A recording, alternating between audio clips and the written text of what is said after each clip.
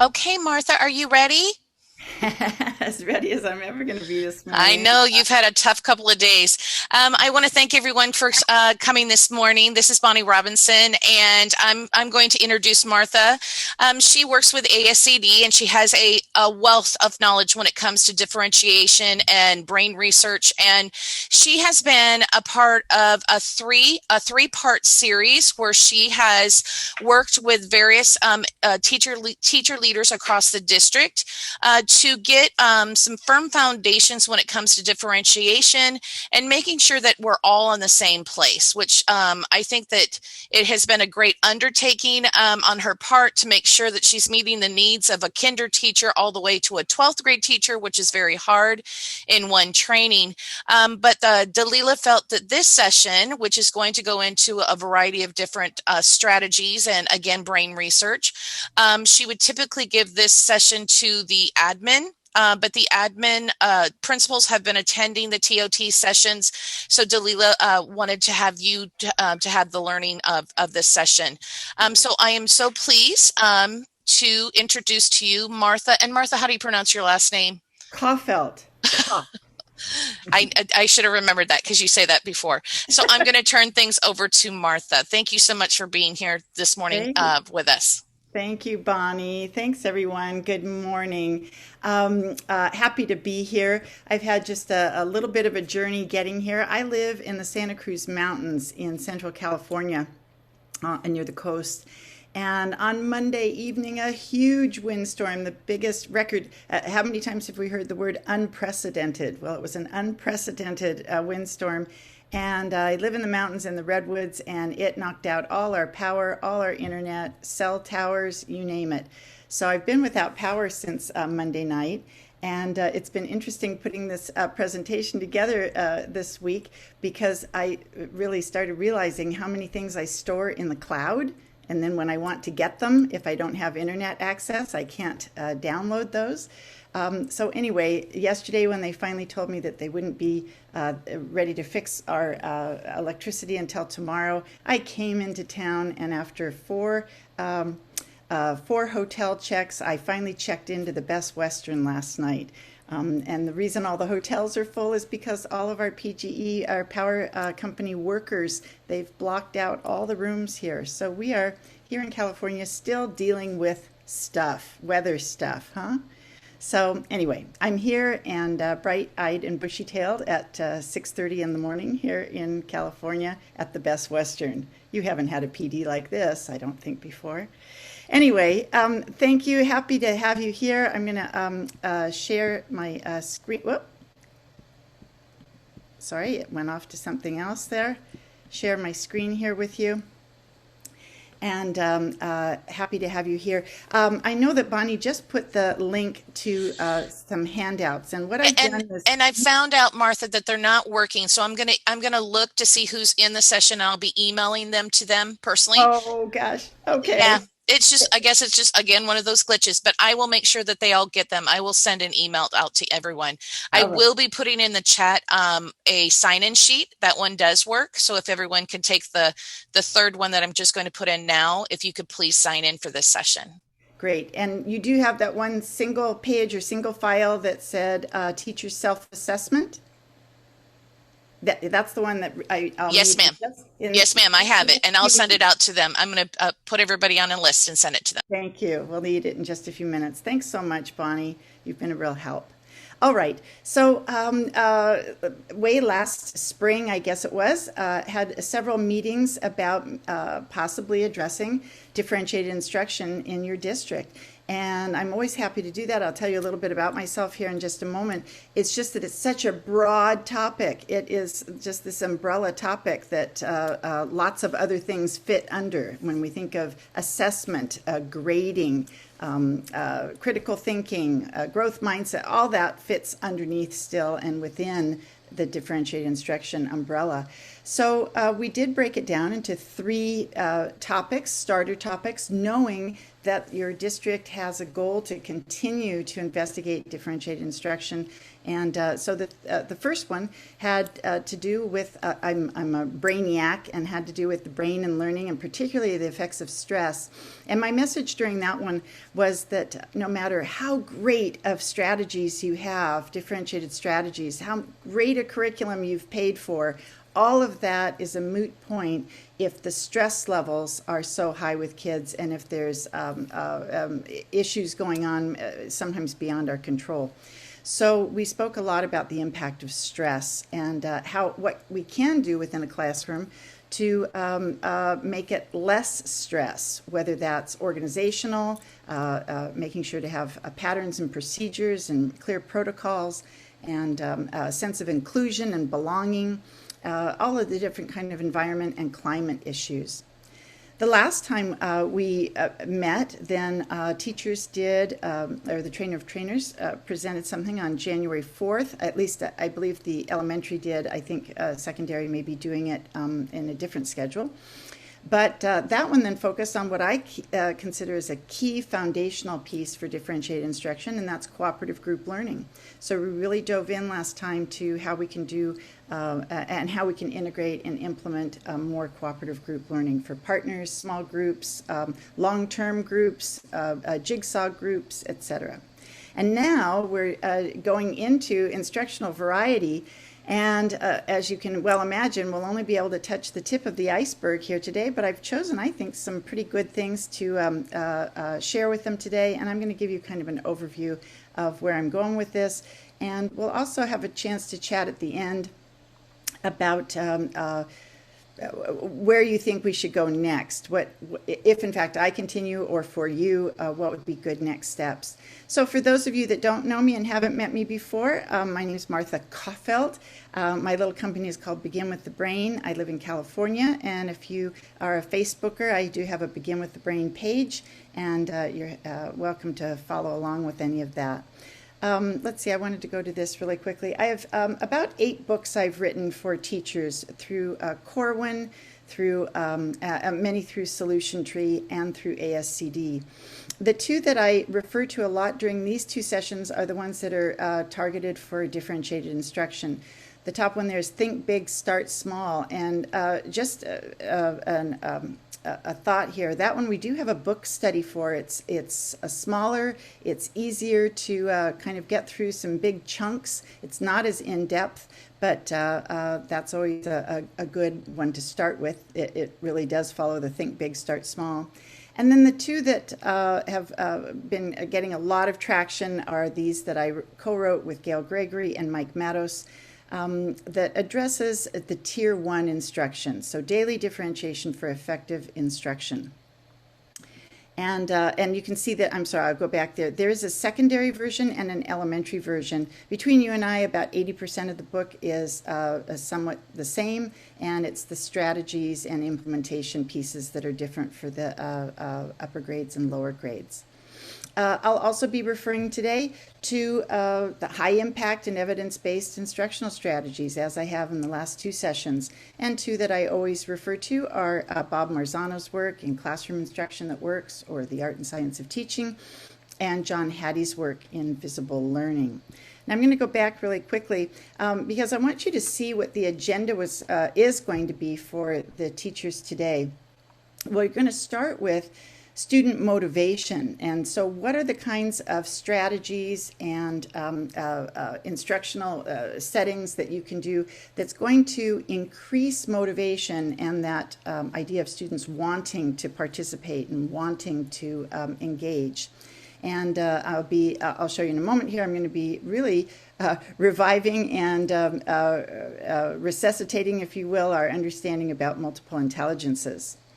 Then after lunch, we will be looking at how we can use more high yield strategies. And 2 things that I'll be bringing in is, again, an overview of Bloom's taxonomy and how we can use that to really double check and see whether the strategies and tasks that we're asking students to do, are they always on the lower levels of thinking, or are we expanding and putting in some higher level thinking? And as well as that, we'll be looking at the Marzano, famous Marzano 9, and how we can develop, apply, and extend knowledge, and have a couple that will do a deeper dive in on that. Then what I do in the afternoon is I ask the elementary and secondary to split. One of the issues that has come up for the 20 years I've been doing workshops and trainings on differentiated instruction is that it's challenging to work with a K-12 set of teachers. How can I give strategy examples for a first grade teacher and have that be satisfying to a secondary teacher? So for at least 30 minutes each, I'll be trying to target some specific strategies for each of those, and I'll tell you about those in just a moment. And the end today is that we're focusing on the importance of multiple rehearsals and how we have to have a tackle box of strategies, because we can't just keep doing the same types of strategies over and over if we want our brains to have these multiple rehearsals, which will assure long-term retention, as well as how we can get kids engaged with student choice. So those are a few things about what our situation is going to be here today. And these were the key learning that I'm focusing on today, is that there are many evidence-based engaging instructional strategies that should be used on a daily basis. But the instructional variety that I'm talking about today has to include student learning preferences, the different levels of thinking, and different levels of engagement. All right. I always start with a check-in, both with teachers and I will with you as well. So I ask you to look at these little emojis here, A, B, C, D, E. Take a look at them. The question is, how are you feeling right now? I'm going to ask you to put something in the chat here, a letter, in just a moment, and you can jump in any time here. Here's what it looks like this way. Which one represents how you're feeling right now? Put it in the chat box. Are you A, frustrated, upset, anxious, or mad? Or simply not feeling well? Are you B, tired, sleepy, or bored? Are you C, calm and ready and okay and ready to go? Are you D, are you in a good mood, like let's get started, I'm pretty happy? Or are you E, are you excited and energized? And so I'll just take a look over in the chat here. And mostly, as I see a lot of C and D, I always tell my students that I can work with C's. As long as you don't have attitude and are here, you have a pleasant look on your face, C works for me. So I appreciate those of you that take a moment to respond in the chat box. As you know, those of you that do online training, anything we can do to know a little bit more about how our audience is doing. And oh, I love that. Who's learning innovations? Team Zoom. Is that you, Bonnie? I love it. I want to know what you had for breakfast. Good job. All right. Thanks for that's Dale. Thank you. Good. A graphic that I've showed teachers as we've gone through this is that, and this is only some of the many parts and pieces that contribute to understanding about daily differentiation. And right now I'm going to, for those of you that haven't been on any of my other trainings, I'm going to make a distinguishing piece here. I call daily differentiation just the kind of instructional variety that teachers should be doing every day. Many times people feel that differentiated instruction is only what you do when students aren't getting it, that it's more of an intervention, that it's when we change and modify after the fact. Well, daily differentiation is prevention before intervention, and it's the idea that we do instructional variety every day as much as we can. So we started down there with the brain-friendly environment, and last time we worked a lot on and addressed the collaborative group learning as well as social skills and emotional regulation. And today we will be looking at more choices, not so much on curriculum content, but choices, and of course up here, instructional variety. So what we haven't addressed in this that are key aspects are pre-informative assessments and promoting a growth mindset. I did do some classroom management when we did the brain-friendly environment. So there are definitely some parts and pieces that are still going to be needing to be addressed. Now, I just use a pretty generic pyramid here to represent either the RTI, response to intervention model, or a multi-level system of support. And I just really point out that this daily differentiation is what we're asking teachers to do at Tier 1. It's the core instructional program within the classroom for all students. And just a general kind of wordy slide here, but I'll read it. Daily opportunities includes using research-based best teaching practices to increase student understanding and mastery. Integrate a variety of novel, relevant, high-quality, high-impact strategies, but make sure it's presented in a brain-friendly environment to ensure learning for all students. Now, instruction and strategy should be driven by student performance on specific standards and as relating to and that frequent formative assessment, which we have not delved into yet. Also then, when we are in Tier 1, we may provide some extra support and do some reteaching provided for students that are not yet mastering the standards. And we may also include some enrichment opportunities, some extensions that address depth and complexity for those students that are already demonstrating mastery. And that's all at Tier 1. And I just really emphasize that this Tier 2 intervention is really only after we have exhausted all possibilities at Tier 1.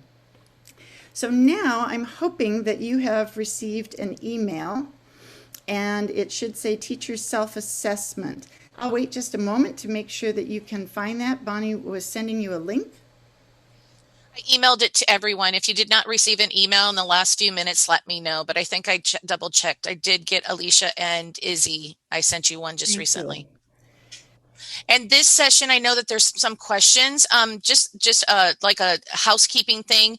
This session is an overview and ends at 10:30. Or sorry, 10, and then the TOT starts at 10:30. So you're not involved with the TOT today. So this is not an all-day training. This is only until 10 o'clock. Sorry, if I went over that agenda, it was just to give you an idea of what was coming up. Yep.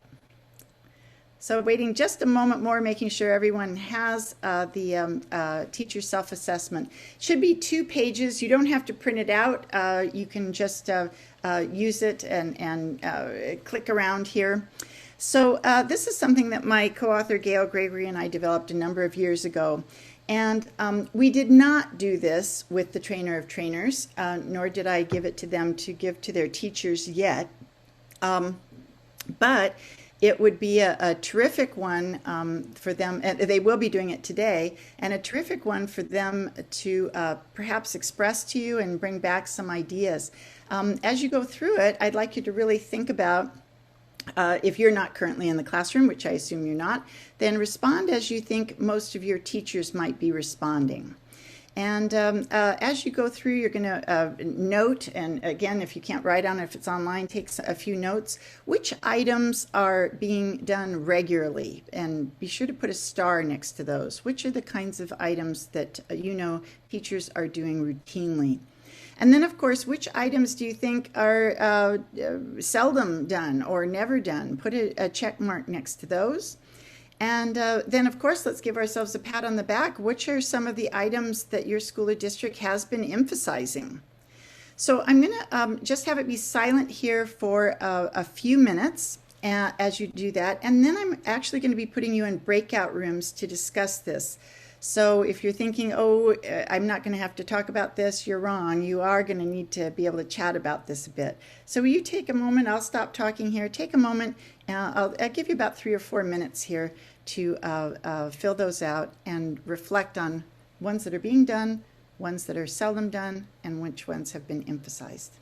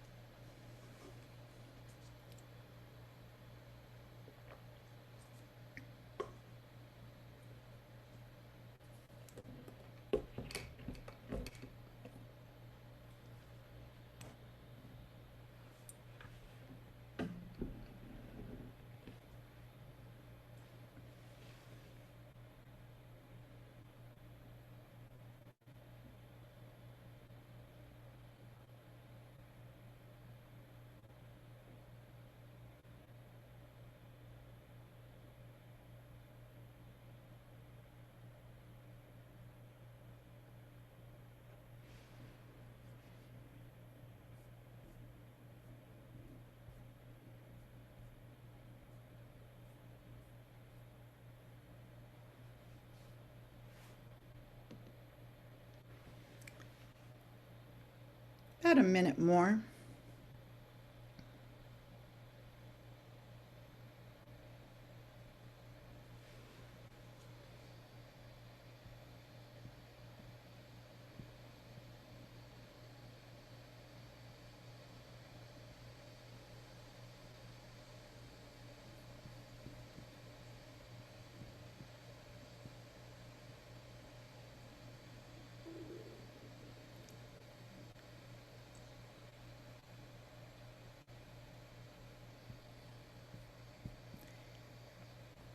If you are ready, you can put ready right in the chat. Let me know that you're ready. Ready, or I'm not seeing everyone in gallery view, so thumbs up doesn't work here for that.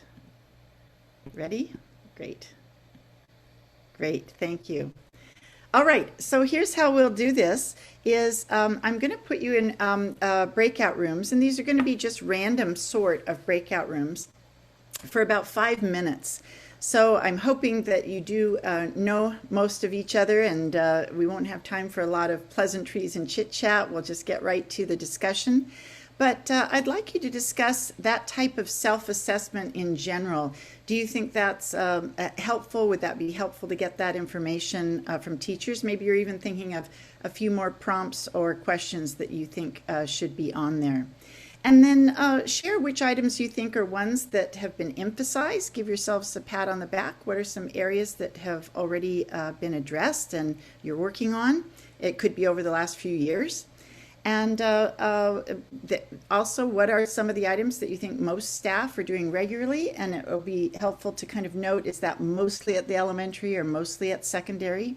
And then the key that we're zeroing in on are what are some items that you think many of the staff would mark as not seldom doing or never doing. Okay, any questions about the prompt? Just a general discussion about those kinds of things. I will ask you when you come back for one person in your group to share a little bit.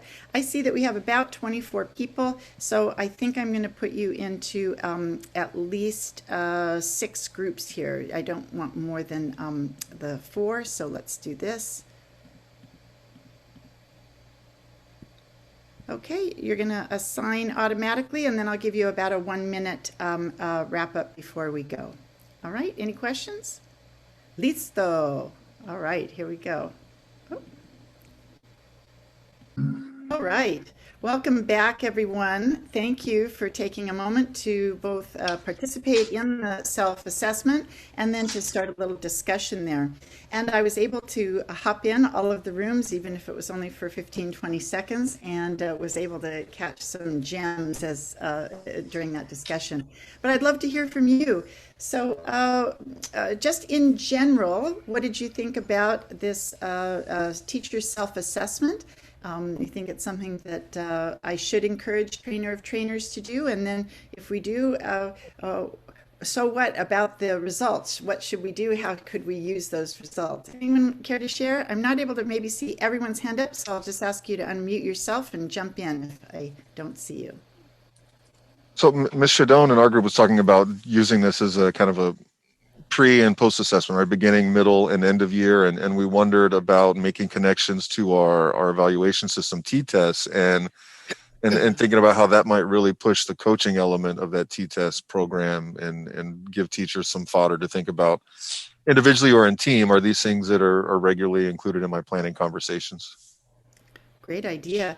And when you say throughout the year, I'll just also say that many times the implementation of good differentiated instruction is over several years. So it might be something to make sure teachers understand that we're not, by the end of the year, going to have this all wrapped up and be doing all of these things. Someone else, please jump in. Well, I like the assessment tool. However, I think that part of the things that we might have done well in the past look a little bit different now because half our kids are remote and some are in face-to-face. And so the flexible grouping, I think we've always done a pretty good job grouping by needs of TEKS, but I don't know that we've ever dug down deep enough to actually address the multiple intelligences, to be able to design activities specific to the needs of our kinesthetic learners or our analytical thinkers, or, so I think we do some things, well, and there's other things that this kind of a survey would help us to know, yeah, we really need to focus on that area. Great, thank you. The survey, no question, has been around, well, in this form for about 5 years and does not have any language that even refers to remote teaching and that. So it could be something, and you are welcome to revise or create or, create something that would be more targeted if that's important. Somebody else? Well, I think it's a really good tool. I mean, and I guess a tool that maybe if we could ask teachers to really think back to last year prior to, all the changes that have taken place, to do kind of a temperature check. Let me evaluate myself last year. Was I really doing all of these things? And the majority, I'm sure the teachers probably would say yes, that they were occasionally or regularly doing some of these things. But to kind of evaluate where they're at now, have they been able to pivot, right? Have they been able to make the change and adjustment to this type of instruction? And maybe something that a good team, a good PLC, where all of the teachers within a maybe content could make that determination and really say, hey, you know what, are we really, providing these? And although, we have remote students, how could we also reach out, and what's the different type of instruction or the different type of intervention that we need to provide versus those students that are face-to-face, right, that are with us on a daily basis or are engaging, whether they're remote or not. Are they engaging? Because I think that's really the big question. How do we provide this to students that are engaged versus those that are not engaged, and how do we reach that lens or that group? Thank you for those comments. So wouldn't it be interesting then to use this in the frame of which of these things have suffered because of remote teaching? Which of these things have we either not been doing or haven't taken time to really see how we can modify and adapt and be nimble, right? So, and the other thing you said is, I think most of our teachers maybe at different times have been doing this. So many times, especially veteran teachers, when they do this, they'll say things like, oh, we used to do that. And that's a kind of a frightening thing, is that sometimes a new program will come out, a new directive will come out, and then we kind of see that some things kind of get left by the side. One of those often is multiple intelligences. The conversation about multiple intelligences and the trainings for that was probably in your district 15, 20 years ago in its onset. And many times even targeted for special education or gifted education, or something, not even targeted maybe for tier 1 instruction. So anyway. Martha, if I could just add something, as I read that, it made me think of, because with having all of our students on tier 1, but when we get to our tier 2 students, to me, that's a question or a checklist per se that teachers could look at and say, okay, if Patty's not getting it, have I pre-assessed her to see what her readiness is? Am I using ongoing assessments, or what topics or processes am I using to increase the motivation to try to reach Patty before I do that special ed referral? Because right now what we're seeing is a huge influx of our special ed referrals, but if I'm not getting it tier 1, tier 2 and tier 3 is not necessarily implemented. It's straight to do a referral because Patty is not making progress. And what you're saying, thank you, Pat. Yeah, what you're saying is absolutely right on. One of the motivations for us writing the books started 5 years ago with Mike Matos and others about the RTI model, is that teachers in the RTI trainings would say our tier 2 or our intervention is just backlogged. We've got referrals and referrals and referrals, and we just simply can't even address all of the interventions that are, teachers are referring. And my co-authors and I all felt that really what needed to be addressed is we need to help teachers know that even in an RTI model, that their job, the initial teaching in the core classroom, is so important, and that many of these things may be able to be addressed, and we need to give it our best shot before we go ahead and make a referral for intervention. How about, let's take another question here. What are a couple of the areas that your district has emphasized? And again, caveat here is that during remote learning and distance learning this year, certainly things are different. But in the past, over the last couple of years, what are a couple of those areas that you know have been addressed? That would help me know also if we do some more planning on training. Anybody care to share? What were a couple of things that you know have been emphasized? Well, I know our friends at Pre-K for SA have been providing a lot of support and around small group instruction and discussions about brain-based learning. And so I know we've had those discussions for the past 2 or 3 years. And so that is not something that's going to be new to our teachers, because we've been talking a lot about brain-based instruction and trying to figure out how to address needs of students, particularly in small groups versus big group, right? And so I that's what I remember, Bonnie, right? With Christina Herrera helping us with all those sessions. Yes, of course. We have had a lot of training. It was a couple of years ago, but we made sure that we trained all kinder, first, and second grade teachers through that round. And we were seeing a lot of progress when it came to small group instruction. A lot of progress. A lot of teachers were receptive. However, then COVID hits, and so then again, it's getting teachers to feel. As Danielle and Laura and I were discussing in our group, our teachers are very hard workers. They want to do well, and they want their students to be successful. I think we can all agree on that. And that now that with COVID in place, they're fearful of having that small group. So again, it's helping them to look at the safety of things, of how they can do small group instruction, but still have safe, healthy, staying healthy, and making sure that each child has their own manipulatives, that they're not sharing items, that we have plexiglass to have some barriers, between students and between the teacher, everyone wearing their masks, even their shields. But again, it's that comfort level of having that close proximity that I think each person has to deal with that on their own level because of past experiences and things that they have going on in their own lives. Great. Thanks, Bonnie. So that emphasizes again that background information, or PD, has been provided, especially to the younger years teachers, I'm hearing, and that they had a pretty good handle on that, and are now really having to try to figure out how they can do particularly small group or partner or pair shares or buddy reading, or how can we manage all of that in distance learning. Somebody else, what's something else that jumped out at you as, yes, this is a big thing and we have been working on this? Anybody else care? I have something.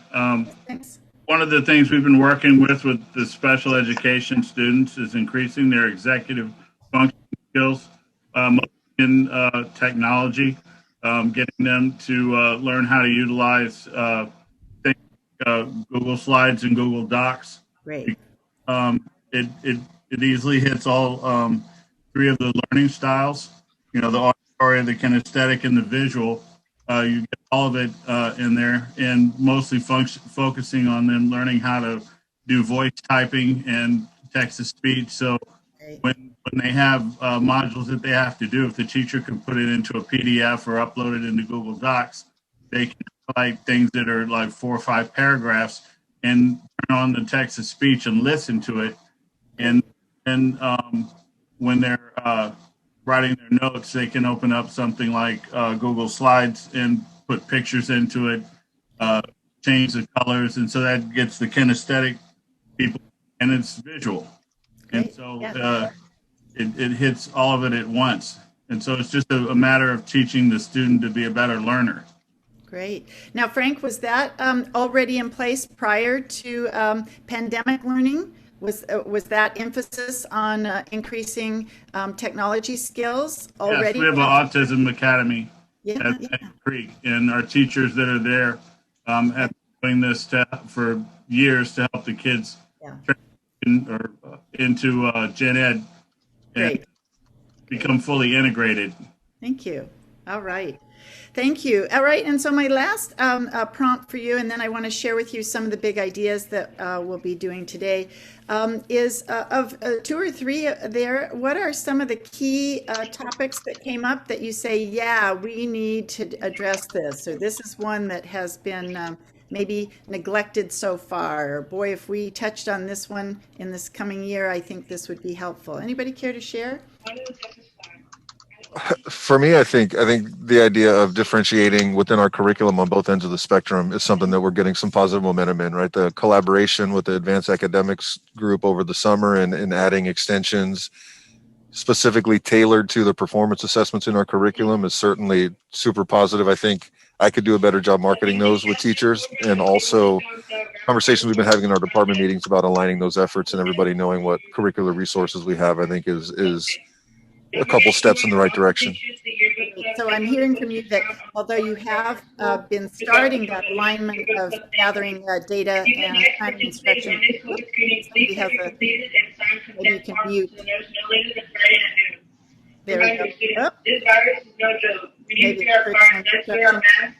somebody has their mic on. It says curriculum and instruction. I don't know who the shield is. Is Martha, as you as a host, can you mute everyone's buttons? Working on it right now. There we go. Thank you. And so I was just finishing the response back about that. Lots of work on gathering data, formative assessments, looking at our data, and still more work perhaps needs to be done to now, how do we take that data and turn that into what next steps would be? So I heard that. Anybody else? What was a point there that you had to write was seldom or never, or one that you think is one that needs to be addressed? None offhand? I'm just going to go out on the limb and talk about the multiple intelligences, only because I remember how valuable that was when I was a teacher, and how we can use it even with our little ones, because I oversee the pre-K program with our 4-year-olds. I would just have to help the teachers figure out how to do that with somebody that little, but Right. I really do think the multiple intelligences piece is something that would help so many people if they were to know what their students' strengths are in their different areas. Great. Those multiple intelligences, I think that Well, would help. and lucky you, that's what one of the things we're working on today, at least the intro to that. And so keep your eyes and ears open and see if some teachers are taking that and starting to implement that and integrate that as possible. Well, thank you for your time on this. So all the trainer of trainers are getting copies of this. It can, as you see, it can be printed out or just done online. And I am going to be asking them to do a similar kind of survey when they work with the teachers at their with their staffs. So I'm going to just do a quick overview of some of the big ideas that I'll be including today. And you know, I don't mean to just run you through here, but share a few ideas. Be sure to interrupt me at any time and let me know if there's something that you have a question about. I'll certainly pause at different times to give you some opportunities. So this one aspect of differentiating instruction involves structuring lessons at multiple levels so that each student has opportunity to work at a moderately challenging, developmentally appropriate level. So certainly at Tier 1, a topic that I am not addressing today has to do with tiered lessons, or what we also refer to as adjustable assignments. And that's taking a single assignment and scaffolding it as needed, or developing enrichment and extension as needed. That is a whole nother day or more on its own, doing adjustable assignments that needs to be done at Tier 1. But we also know that the 4 big areas that Carol Ann Tomlinson and others have spoken about over the years is you can sometimes adjust content, although that is one of the most challenging ones, because with our state standards, hopefully you've distinguished which are power standards or target standards, but that can be difficult to differentiate content. But we are going to speak a lot about how we can differentiate process. And that's all the multimodal ways that students can explore and make sense of the content. Now, other possibilities are differentiating the product, how students demonstrate their understanding through a product or performance. And we have also been addressing that just the environment, a classroom environment or a Zoom and Roomers environment can contribute and help differentiate instruction or make it more challenging for sure. The two brain basics that I always speak about when I talk about differentiated instruction is brain basic number one, just so you need to know, is that stress affects learning. Stress and perceived threat can minimize learning. But number two is that learning is developmental and experiential. And we really, on our first session, really looked at that you have, 100 billion neurons that you're born with, and they begin to grow those dendrites and make connections, but only when they have prompts, when they are in an enriched environment, that's going to prompt brain growth and neural connections. So we know that doing things and multisensory experiences actually prompt brain growth and development. And then the brain basic number three is the use it or lose it. And that's that once those initial connections are beginning to be made in the brain, and I always call those the aha moments, where you start to see a little glimmer of understanding and kids getting it, that if they need to actively process that new learning through a variety of engaging instructional strategies and multiple rehearsals. Our curriculum is so heavy, and we have, and right now we're having to adapt so much with remote learning and in-person learning that, we're, many cases, and the teachers I work with are basically, great, you got it? All right, let's move on, because we have a lot to cover. We're getting behind, and we keep talking about the gap. So we need to know that if we do that and rush through, there's a great chance that a lot of kids aren't going to acquire the skills and content that were needed because they didn't have opportunities to actively process the new learning through a variety of ways. So I just really want to make sure that you maybe use this term active processing more. It's any instructional method that engages students in the learning process. Active processing is when these brain connections are being stimulated. It requires students to do meaningful activities and to reflect on what they're doing. Students are active, engaged, and they're fully participating. And easy to say, but it's the opposite of what a traditional lecture where students are passively receiving information from the instructor and they're being compliant. And we call that sit and get, right? And active engagement is, and active processing is much more than completing a worksheet or doing just repetitions. So active processing, just about any task will do so long as it requires the student to use the information in some way. So we want students to take these skills and concepts and have to use them. So in the first section today, I'm going to be addressing multiple intelligences, but I want to share with you the first part of this because it has to do with motivation and student preferences. So I often speak about that we have all these words: attention, motivation, and engagement. Sometimes we even use them synonymously and interchangeably. And one really does lead to another. So in our differentiated instruction, the first thing I wanted teachers to address is this idea of getting kids' attention. How many times have you heard teachers say, well, they just don't pay attention to me, or they're not paying attention? And attention is a huge issue. So attention in the brain is where we are trying to get kids to reorient from what they are doing to what we want them to do. You know, a mentor of mine, Bob Sylvester, used to say, it's not that kids aren't paying attention, they're just not paying attention to you. And what's important to know is that kids are always paying attention. The brain really, the only time that it might not be having real attention, it would be in deep REM sleep. Even then, your senses are still on high alert and gauging things, sounds and things. But we need to do some things to just get their attention.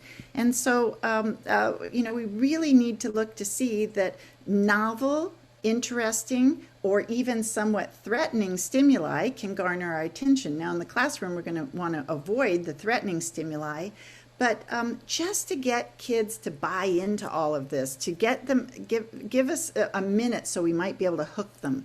So more colorful visuals, media, a film clip, a video, a YouTube video, interesting sounds or playing music, doing some movement, adding humor, making sure that there's things to examine, really challenging, obviously, in remote classrooms.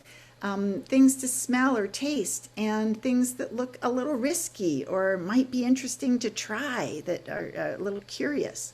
So we want to do something to get kids to reorient, and then we have to do something now. So one of the things I will be mentioning it many times is that there is some interesting research about students' ability to maintain sustained, focused attention. And really, for them to address all of their senses and give us their full attention, that really developmentally, they can only do that for about 1 minute per year of age. Now, you probably have heard that before, but let's let it sink in again. That means that if you are teaching 10-year-olds, that you should not expect them to be able to give you full undivided attention for longer than about 10 minutes. Now, there's a plus or minus of 2 years, so we could say an 8 to 12 minutes, but that doesn't even include kids who have attentional deficits and attentional issues. So one of the very first things we have to talk about is that we keep asking to get kids' attention, and yet we try to hold it for too long. And we really need to break that up. So differentiation has a lot to do with, yes, get their attention, do a quick either direct instruction or quick directions, and then have them do something. And that if you have gone over 10 minutes or so and are saying, excuse me, pay attention, or put your camera back on, or whatever it might be, that we have some high expectations and we need to break it up. Now, the other piece of language here has to do with motivation. And one of the books that I have written is with ASCD. Maybe you've seen it. It's called The Motivated Brain. And it came out as a member book a couple of years ago. What's interesting to me is that the word motivation, the root word for motivation is mover, or to move. That motivation, if we think about motivation, means moving towards something, or being attracted to something, or seeking something, or wanting something. So when we start talking about motivating students, it means we are trying to get them to come towards this that we're studying, or come towards this activity. It has to be interesting to us. You know, in the book, The Motivated Brain, we introduced something called the seeking system. A neuroscientist by the name of Dr. Jaak Panksepp has written extensively and shared his research. He really believes that in our brains, that really our top emotional system is, he refers to it as the seeking system. It is our inner drive. It's always on. We talk about trying to get kids motivated. He says they are motivated. You are, by being just a human, you are intrinsically motivated to explore.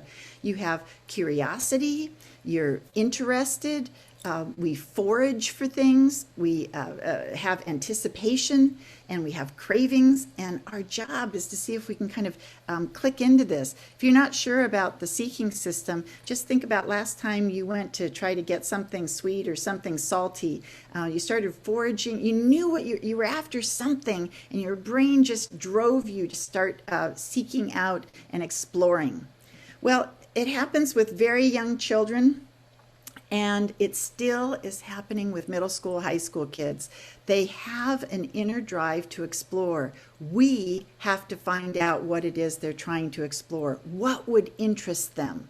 What would encourage them to come towards, to buy in, to lean into it?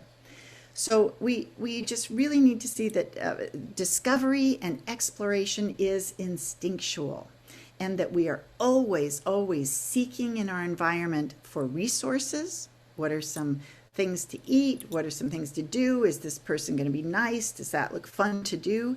Pleasure is a big driver. Things that might be fun. Things that are we going to do music? Do we get to use the computers? Things that bring us pleasure are going to be motivating. And things that will give us some satisfaction. So even doing hard work can be motivating if there's a product or a performance or something at the end that we can look at that can bring us some satisfaction. So it's important then that we start to gather information about each of our students, and I call it Know Thy Learner. And so in this session today with the Trainer of Trainers, we're really going to be looking at how might we begin to start to gather some data, particularly about multiple intelligences. You know, I was in the classroom for over 30 years, and these are a couple of 7th grade students that I had a few years ago. They are really only about 6 months apart in age, but perhaps those of you that have been in the classroom, you know you've had a few of those years where there are just such discrepancy about their physical growth. Look at this, 2 7th grade boys, that is a boy on the left, 2 7th graders. So if we just look at them and their physical development, we can see these huge differences. Well, we need to understand that their brains are wired differently as well. I often refer to Dr. John Medina, and some of you may know Dr. Medina. He's written a book called Brain Rules, and there's also called Brain Rules for Baby. If you don't know those books, and by the way, he has tons of videos and free stuff online on his website. Just look up John Medina. But one of his brain rules is about our brain's wiring, that every brain is wired differently from every other brain, and it learns in ways unique to that wiring. Even identical twins, their brains are absolutely wired differently because each experience that they had, even if it was basically the same experience, their brains wired it differently. So if we know that brains are wired differently, then we need to explore a bit more about what that wiring is to see if we can look at the schematic here and see if we can find out what might be something to get their attention, what might be something to motivate them, and what might be something to help them learn. So a few years back, we started using the term sweet spot. Now, some of you maybe are baseball, tennis, or golf players, and maybe you've heard the term sweet spot before. It was originally really started being used with wooden baseball bats, that a batter knew that there would be a certain place along on the bat that if they could make a connection right with that piece with a certain amount of force, that it was the sweet spot on the bat and they could really get a great hit. So we know that bats have sweet spots. If you're a tennis player, a tennis racket has a sweet spot. The head of a golf club has a sweet spot on it. Well, we're going to use that as well when we start talking about kids, is what is their sweet spot for learning? So what we need to do is we need to start gathering some data about our students. Find out as much as you can, certainly educational history and their progress and mastery, but also doing surveys about their interests, delving in more to be more culturally responsive and find out more about their family life, etc. And then particularly starting to look at their learning preferences. Because if we could find their sweet spot, boy, we could just hit it out of the park. So it's incumbent on us to gather some research here. And again, a whole other workshop has to do with creating student profiles, and not just with multiple intelligences, but with their interests and other things about their lives that might influence us. So 3 big things that we want to look for when we're finding each student's sweet spot for learning is what are their feelings? What are their emotions about, it could be the subject. If they're in math class, do they happen to have some math anxiety? Or in art class, do they say, oh, I always feel so great in here. This is just, I love this class. So what are their feelings? And then we need to, again, discover what's going to get them interested and get them to reorient and give us their attention. And then what are their learning preferences to get them engaged? So yes, it's true. I am going to introduce and not introduce, but reintroduce for many of the teachers some about the multiple intelligences. And I'll just give you a quick overview here. And let's see, I'm looking to see if I have this one slide. I want to make a distinguishing piece between learning styles and learning preferences. In the neuroscience research, the educational neuroscience tend to avoid the term learning styles, in that there really isn't areas in the brain that particularly support learning styles. And the basic learning styles that are often brought up are visual, auditory, and kinesthetic or tactile kinesthetic. Those three, the VAK learning styles. And the neuroscientists over these last 5 or 6 years have really been saying that by labeling kids with those, that we may be doing them a disservice. Those are kind of labels that maybe we don't need. But we do know that students and all of us develop preferences. So you may have some preferences. How we describe the visual, auditory, and kinesthetic now is really modalities.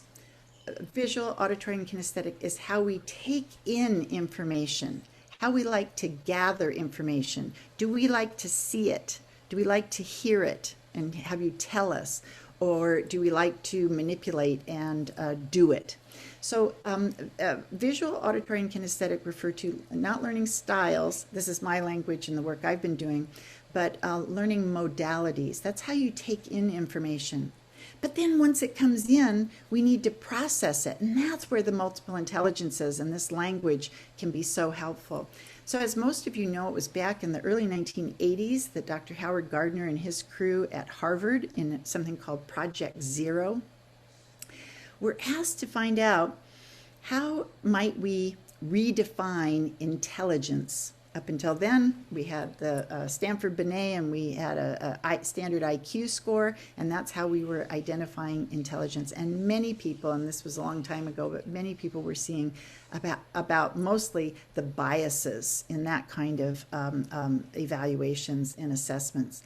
So over several years, he and his team, an international team, came up with, at first it was 7. The naturalist wasn't included in the first frames of mind work back in 1980s. And it was 7, you might have heard things called 7 kinds of smart, that were 7 different ways in which students processed information. And our basic definition for a multiple intelligence is, an intelligence is the ability to solve problems or create meaningful products in a particular setting. Now, here's the beauty of the multiple intelligences. Gardner and his crew believe that you are born with the capacity to develop all of them, barring any kind of physical disability. So obviously, if you have a visual disability, then some of the visual smart intelligence may not be able to be developed as fully. So, but barring any kind of physical disability, you should be able to develop all of these. But remember, it has to do with our experiences. What have we had experiences with? What have we seen our parents doing? What has brought us joy? So each of these, and let's see, I will say that it was about now 15 years ago that they added the naturalist, Nature Smart, and I'll address that here in just a moment. Well, actually, I'll stay on this slide very quickly. Word Smart, those students that prefer to process through words, both through reading, talking, listening, that very word friendly. Logical, mathematical, Logic Smart, and Number Smart, really good with numbers, computations, and number concepts. Those two are what they estimate our teachers end up spending 85% of the time in classrooms on, no matter what your subject, that words, talking, listening, reading, and doing calculations and analysis and numeracy are things that take up 85% of the time. So if those aren't some of your preferences or well-developed intelligences, then you're always feeling left out. So if you have a bodily kinesthetic smart or body smart, and that you learn best by moving, doing, taking things apart, building things, and if that's never an option in the course of, then you are going to perhaps start having behavior issues. You're not progressing as expected. Probably going to get on that list to be on Tier 2 interventions. Visual spatial, picture smart, those students that learn best through visuals and also tend to also have high artistic abilities, are able to hold mental images in their heads. That also improves their general reading comprehension. Musical rhythmic, those of us that have a high musical rhythmic intelligence are learn best through music, rhyme, rhythm. And we do learn best with music on in the background. The Nature Smart one that came out, as I said, about 15 years ago, are those of us that learn best and prefer to learn outside. These are the kids that are always saying, Ms. K, can we go outside to do our reading? Can we sit outside the classroom with our buddy, and wanting to spend more time outside? Nature Smart also has a really high sensitivity often to environmental noises. So even if they're inside, they may hear fluorescent lights buzzing or commotion out in the hall and be easily distracted by things. The last two there are what we call the psychological smarts. And interpersonal means that your preference is to work with others and that you process and learn best with others. And intra, self-smart, that you prefer to process and problem solve on your own. It doesn't necessarily correlate with extrovert and introvert. All right, so in the class today, and I know my time's going fast here, but today I will have two that I provide for teachers of some checklists. One of the things with multiple intelligences that we do is they are always surveys or checklists. There's no score really in the sense of that one area won over another. We're just wanting to do kind of survey responses. So I have a couple that I'll be providing for teachers, and then I'm giving them a list of all kinds of them that are available online, some free, some you can even pay for. And I'm going to be encouraging them to, for themselves and with students, to start looking at then what might your graph look like if you were to graph the results. Each item has 10 responses. And so as you look at this, I'll say that this is mine. You can see that both Word Smart and People Smart are just off the charts. I just responded a lot to those. And you can see a couple of them are lower. So over here on Self Smart, having to do things by myself is not a preference of mine. Now, besides that, I also am giving the teachers and providing them with lots of product lists and what I call multimodal grid of activities. So what are the types of things and activities that you would want to do if you noticed that someone was particularly, had a particular strong area of intelligence? So what I want to say at this point is with multiple intelligences, we want to use it in two ways. One is by identifying students' strengths, which, and the way we usually say it is, these are intelligences that are already getting pretty highly developed, and there's usually 2 or 3. By using those strengths, when we encounter a challenge, a skill or concept or task that a student is really challenged with, then we're going to want to look back on their chart here and say, so let's see, if I could do something in groups or partners that involves some words or talking or discussion, I bet that student would have a better time of it. I bet if I addressed that skill or concept through their preference, they'd do a little better. The other way we want to look at this is that in the classroom, we want to give kids experiences developing all of their intelligences. We never say on Self-Smart here, we never say that that's a weakness or a deficit. We always frame it as it has yet to be developed. And if we think about all of these intelligences as things that can be developed with what? With experiences, then that's such a hopeful growth mindset piece, isn't it? So we do want to make sure that students have experiences with all of the intelligences, and we use our knowledge about what are their preferences when we, especially when they hit a wall. We always say you marry their strengths with their current challenge. All right, so what I'd like to do, this was one other one really easy survey that I gave them. If you don't know Laura Chandler's work, Chandler, it's down there at the bottom. Laura Chandler, she has quite a nice little free packet that you can get about the multiple intelligences. I'll be giving that to the teachers as well. But even though our time, let's see, we have enough to do this activity, I'd like to put you in breakout rooms one more time. And the discussion here is, how might identifying their multiple intelligence preferences might help you plan instruction for the diverse learners in your classroom, and even think about what's the particular type of student that you know would really benefit from the teacher knowing about and using information from multiple intelligences. So it says 5 minutes. We'll do just about 4 minutes in some breakout rooms really quickly, and I'd like you to discuss and actually you already did give me some feedback about do you think it's worth reviving, if you will, our language and discussion about learning preferences such as multiple intelligences. All right, so I'm going to put you into some breakout groups. Here we go. And they'll be random again. You may not have the same. It looks like you might have the same. Let's open them all in about 4 minutes or so for a little discussion about multiple intelligences. All right.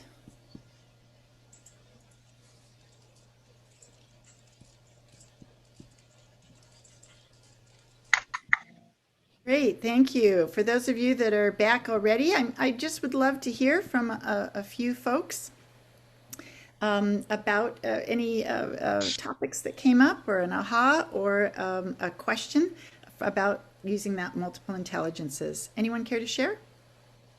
We'll just hear from a couple of people before we finish up today.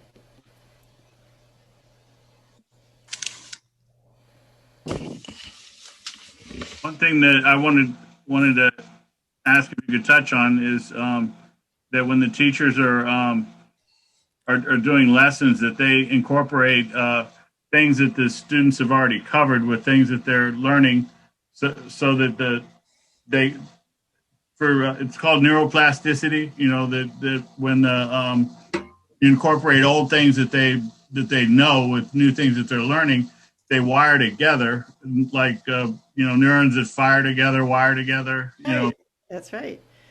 So making that connection is huge, and actually we'll be talking a bit about it here today with the teachers. I call it coupling, and it's where the new learning, all of a sudden we have the aha of, oh, that's like this. Oh, we already did that. So we really want to see if we can, in however we structure the lesson, that there's a way to incorporate prior learning, prior knowledge, and that's why all those good questions and cues ahead of time will be helpful to kind of prime the pump, if you will, and make sure that when new learning comes in, that there's an aha to some past learning. Thank you. Somebody else, anything about the multiple intelligences or your discussion that you just had? A couple more questions. I was talking about back when I was in the classroom as a gifted teacher, but we would teach the kids what their multiple intelligences are. Mm-hmm. And so then they can advocate for their learning, because it's not just the teachers knowing, it's the kids knowing how they learn. And then when they understand, so like even at our dinner table last night, my youngest daughter says, well, Mom, I learned by doing things with my hands. And so she goes, I said, that's called kinesthetic. And she goes, yeah, I'm a kinesthetic learner. So I found that when kids, not only the teachers understand, the kids understand, and they may understand why they didn't get this lesson or why they need it this way. And so they can talk and communicate. Right. And I don't think let's see, I did put it here, is that this kind of chart I do have for even the older kids or even many of the younger kids, and they actually come up with their profile. What's great fun is then at the end of the year to have them take the same assessment and do their chart again, and they'll find out that guess what, even if just a day or two has passed, if they've had some new experiences, all of a sudden kind of their composite profile will change a little bit. So yay, I'm all for giving kids some empowerment here and voice to know more about they may know what it feels like, but they don't know how to express it.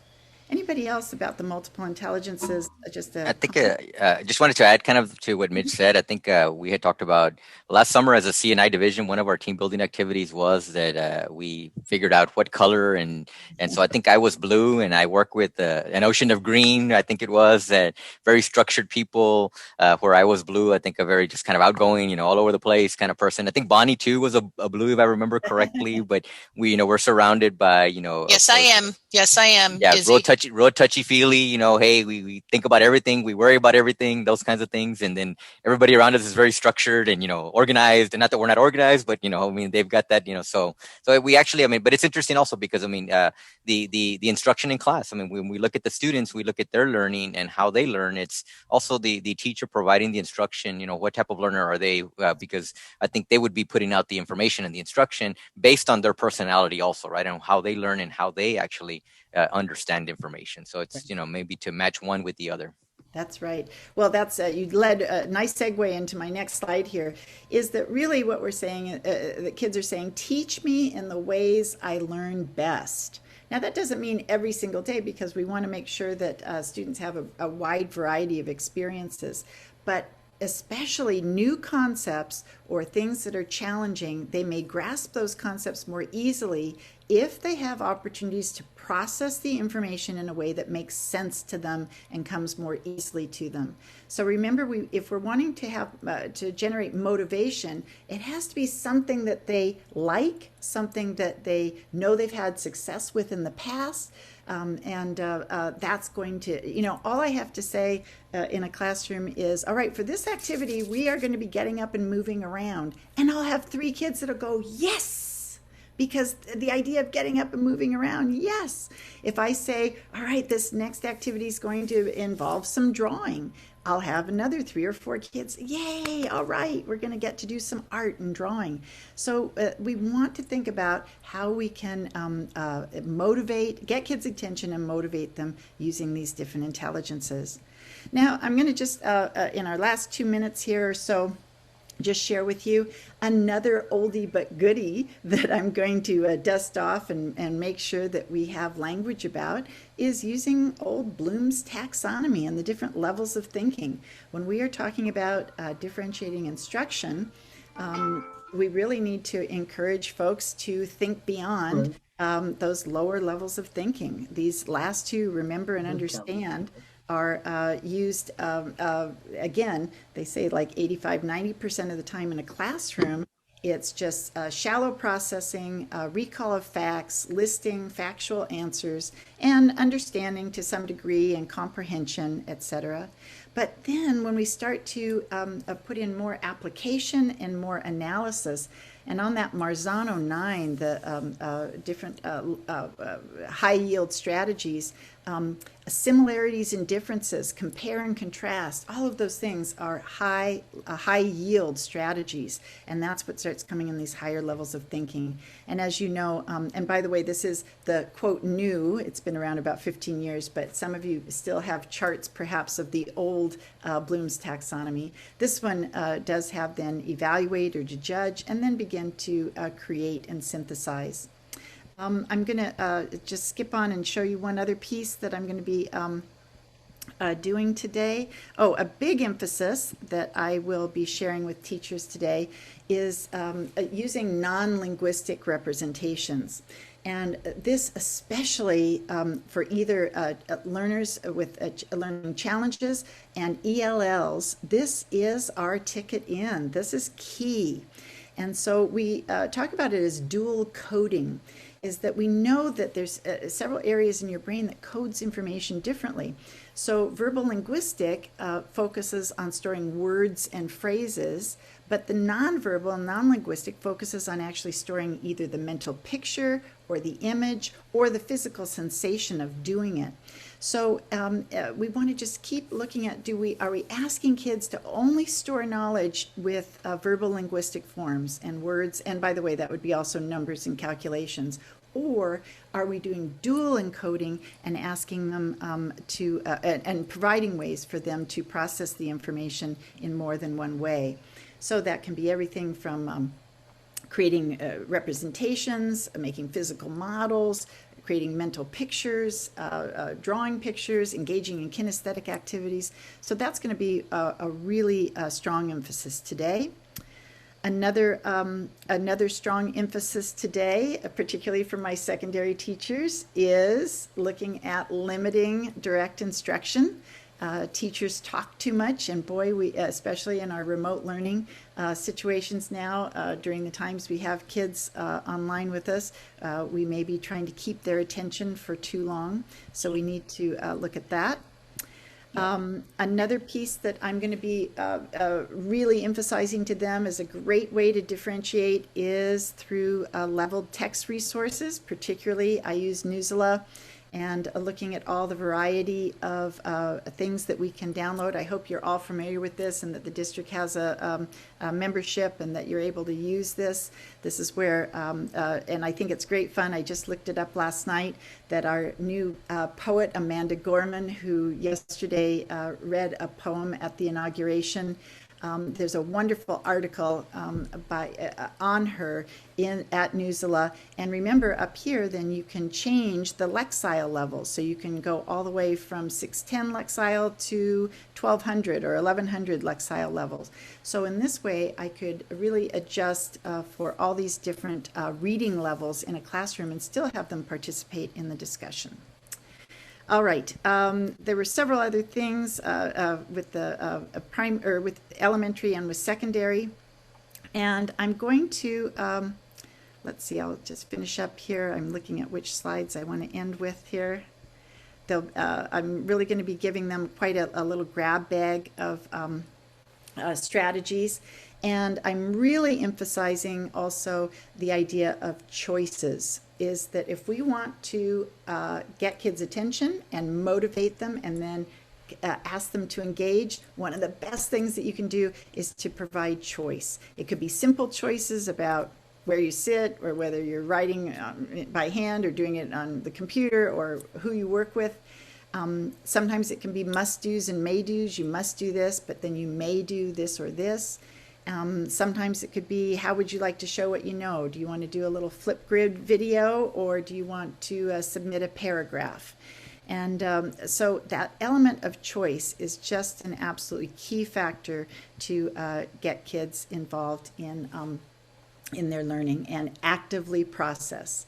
So to vary the process here, we'll finish up, is that we need to include a variety of elaborative rehearsals, looking at all of those different intelligences, levels of thinking, and that we need to create activities that are incorporate their learning preferences, modalities, intelligences. Often we forget the kinesthetic learners, so we want to make sure to always keep that in mind, looking at how we can use our technology resources differently during this time, and still providing lots of reflection activities. All right, so my piece for them today and for you is that I'm all about using differentiated instruction to make sure that we have a really strong initial teaching at Tier 1.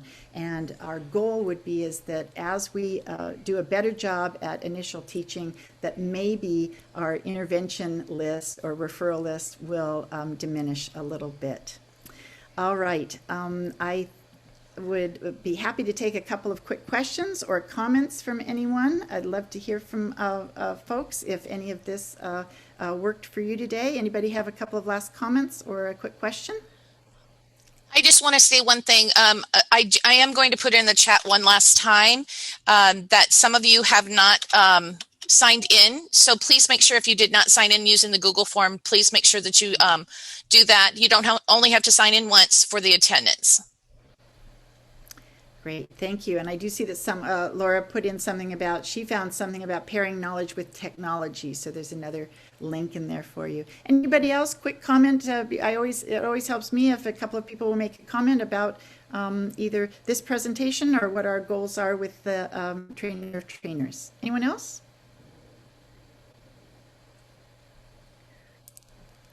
Well, thank you. It's great information. Just pushing out, I guess for English learners, along with any other special pops, it's that, of course, providing opportunities for our special populations, right? I mean, I think ultimately it's lots of visuals, those kinds of things, TPR, that really works, but that provides those opportunities for engagement to help support, their learning. And so just that when we consider this, that we consider, looking at the starting base would be those English learners and special ed students and special populations. If you start from there, then I think that benefits all students. All students will benefit. Yes. That's right. Thank you, Edie. Anyone else? All right. Thank you all for sitting in this morning and getting a little overview of our master plan. I hope to work with you again in the future, and we'll see how these trainer of trainers do in rolling out multiple intelligences and some of the strategies today. Thank you all. I hope you have a great day.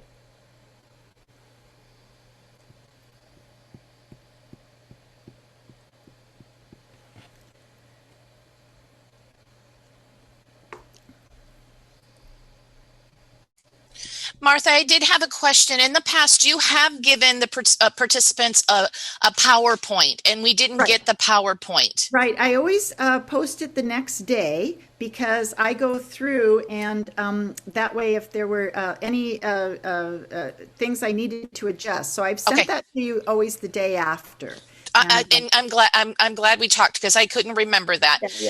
So Sherry, it's so good to see you. That was just so that you're that was an overview to CNI people, and so you will get all that information starting at 10:30. The session starts at 10:30. Got it. Thank you, ma'am. Okay, thank you. But it'll be ASCD TOT training sessions, and so all of the handouts have been given in that folder to the participants as well. So I shared that out to them. That's great. Let me turn off the music here.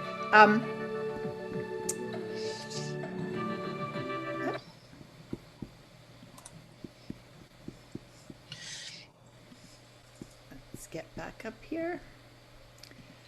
So while I am sitting through this, I'm going to go back through and do session 1 so that way they have them all in one place. One folder. Great. Yeah. Great. And let's see. And yes, and so I just wanted to clarify that the slideshow, the reason I tweak it is so that I'm trying to prep the slides for them to be able to use to share.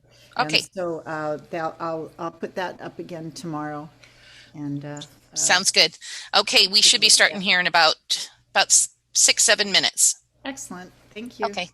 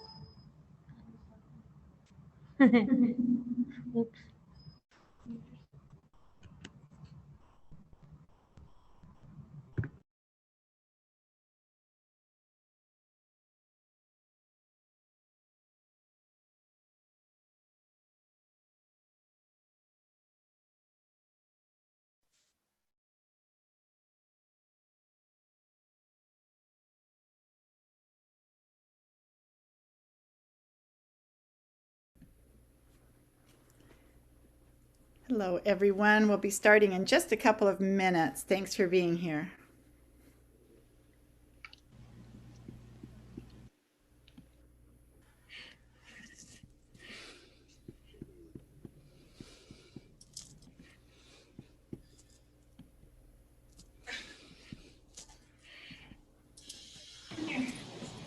Oh, okay, now I can hear.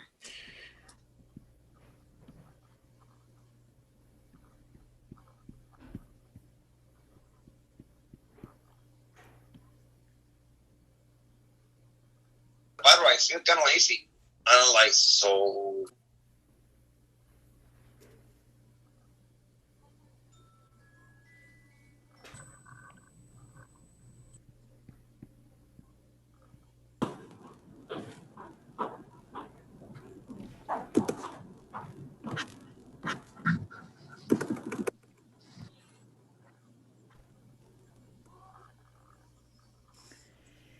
Thank you. And Dale or Laura, we need to go ahead and start the record button again, please. Is recording. Oh, okay. It didn't show up on my end.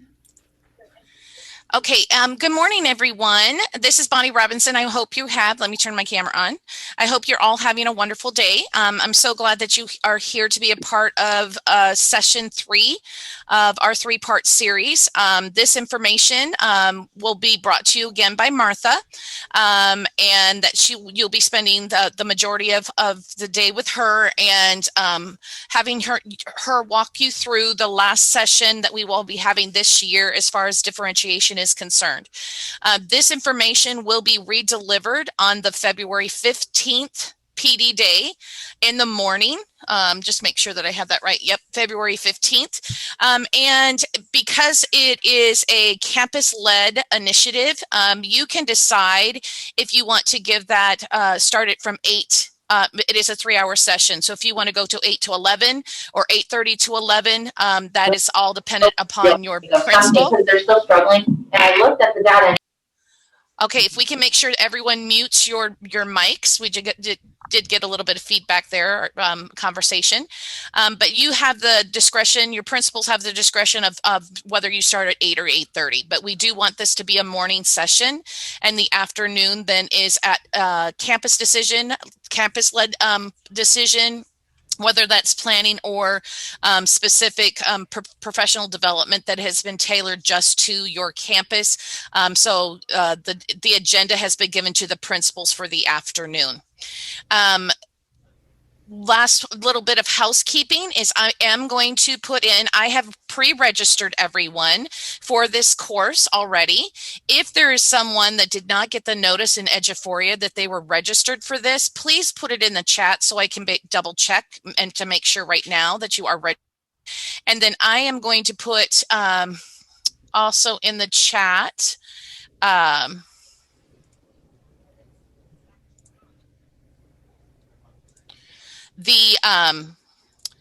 the agenda, or sorry, the sign-in sheet. So there are 2 sessions. There was an overview session this morning that was given to some CNI folks that was from 8:30 to 10, and then this session was the TOT. So just make sure that you click the one that was the TOT, and there is the attendance link that you can do your attendance. I think that's all on my end, so I will turn things over to Martha. Great. Thanks you, Bonnie. Thank you. And hello, everyone. As I do a little quick intro here, I wanted to let you know that in the folder that has various handouts, there's two that you may want to look for first. One is the teacher's self-assessment. We're going to be using that in just the first few minutes. You don't have to print it, but have that available to you. And then, of course, always put in a PDF file that has the slides so that those of you that like to follow along, you can have those. And then tomorrow, I will post the kind of spiffed up slides to hand over to you to be able to use as you need to in your workshops with staff. All right. And just so that, sorry, Martha, just so that everyone knows, I did email those to you and I sent you a folder so you can find them either through both ways. Great. Great. And I will point those out as we go. The one we'll be looking at this morning is the multiple intelligences folder and file. So if you want to have that available as well. All right, welcome and happy Thursday to you. I am coming to you from beautiful Best Western Plus Motel in Santa Cruz, California. I've had some interesting things happening in my household. I think if I remember right, back in September, I had to tell you that I had been evacuated for 8 days because I live in the Santa Cruz Mountains with the redwoods and we were in the fire area. Fortunately, our house was spared, but we were evacuated for 9 days. Well, we just still have had continuing problems. And on Monday night, a huge, you've heard this word before, unprecedented windstorm came through, 75-mile-an-hour gusts, knocked down trees and branches, and I've been without power since Monday night. No electricity, no internet, no cell phone service. It took out the cell phone tower, local tower. And so anyway, I really did learn a lesson about storing all of my things in the cloud and on Google Drive, because if you don't have access to that, then it's difficult to work on your projects at home. But anyway, as of yesterday, I found out that they hope to be fixing it on Friday, tomorrow. But I came in to check in to a motel so that I would have good internet access and get some sleep last night. And that's where I am today. So happy to be here. All right, I'm going to share my screen here. Let's get going. And you've had a chance to find those handouts, I hope. So our first two sessions, one focused a lot on the brain and what we need to know about the brain and learning, and that we know that even the best strategies in place are going to fall flat if you don't have a brain-friendly environment and are addressing stress issues. Last time we focused on cooperative group learning, knowing how to orchestrate partners, small groups, long-term groups, project groups. All of that is a key foundational piece for successful differentiated instruction. And today then is one of the ones that I'm sure many of you are looking forward to, and that is lots of strategies. In fact, you may want to keep a little page ready to go of these various strategies. I think, I forget, I counted them up, but we have dozens that I'll be casting out there today. And we can't address everything, but we'll start with some good first steps here on instructional variety and engaging every learner. My information's there. Remember, again, if you want to follow on Facebook, my little company is called Begin with the Brain. So here's how our agenda will work out for today. Much similar to what we did last time. I had gotten good feedback that worked well to have elementary and secondary split up a bit for a little bit of time. So this part one for 90 minutes or so is all on student motivation and some on engagement. And the piece that we're going to be focusing on related to differentiation has to do with learning preferences, particularly the multiple intelligences, and how might we use that in planning our instructional strategies. We'll all do lunch between 12 and 12:30, and then at 12:30, everyone comes back again, and this time we're focusing on those high-yield strategies again, and I will be emphasizing good old Bloom's taxonomy and higher-level thinking skills, and how understanding that and using that is going to help us build a bigger repertoire of differentiated strategies, as well as several from the Marzano 9 that we spoke about last time. Then secondary folks, you'll stay with me for another 30 minutes, and I have some targeted strategies that I'd like to share with you. And then there'll be a little 10-minute passing period, and at 2:10 elementary, you come back. Secondary, you get your afternoon break.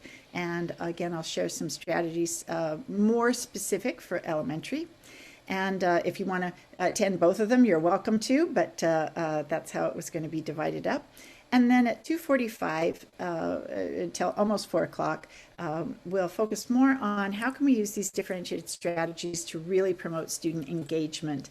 And particularly, we're looking at how do we provide multiple rehearsals without it getting boring, without doing the same activities over and over. How can we create multiple rehearsals? And I will be emphasizing how implementing some student choice on a regular basis is really helps with motivation and engagement. All right, any questions or thoughts or concerns about my agenda today? Does that seem about right? Remember, you can always in the chat give me a thumbs up, or on screen give me a thumbs up. I can see a lot of you, not everybody, but a lot of you. Great, thank you. Oh, there we go. All right, and as always, many of these strategies are in some of my books. These 3 are from Solution Tree. Think Big, Start Small, How to Differentiate Instruction in a Brain-Friendly Classroom is a smaller book, short and sweet. And the other 2 focus more on how this all relates to promoting that Tier 1 instruction. And of course, I'll still be mentioning the high-impact evidence-based strategies having to do with Marzano's work in Classroom Instruction That Works and John Hattie's work in Visible Learning. So there are many evidence-based engaging instructional strategies that should be used on a daily basis, but today I'm going to be speaking about instructional variety and 3 areas that I'm going to be encouraging you to use these 3 as your organization for the training that you do with staff is looking at student learning preferences. And you'll notice that I'm not speaking about learning styles. I'll distinguish between learning styles and learning preferences. How we can incorporate things like Bloom's taxonomy and looking at different levels of thinking to promote more differentiation. And then what are some of the things that really are going to promote engagement and students doing some active processing? So those are our 3 big areas today. As always, I always like to do a little pulse check and find out how you're doing today. After a very still long week, I'm kind of a C. I'm just kind of a little bit of a zombie here, but I'm here and ready and have a good attitude. What are you? You could put it in the chat. It would look like this. You'd put an A in the chat if you were frustrated or upset or anxious. B is tired, sleepy, bored. Ooh, I see a lot of C's. Oh, yay. Who was that just went by? Lots of E's, lots of excited and energized. Glad to see that. You know, any teacher, we're looking particularly for A's and E's, aren't we? Those who are having a challenge right now, and I want to know who's excited and energized to be here. So thank you for giving me some feedback there. All right. I've used this model several times, and I want to remind you that in our first session, we really looked at the brain-friendly environment and some classroom management that's going to support differentiation. And last week, then, we really looked at collaborative group learning as well as the social skills and emotional regulation. And today, then, we are going to be looking at a bit on curriculum content, but more on choices. And our big focus, then, is instructional variety.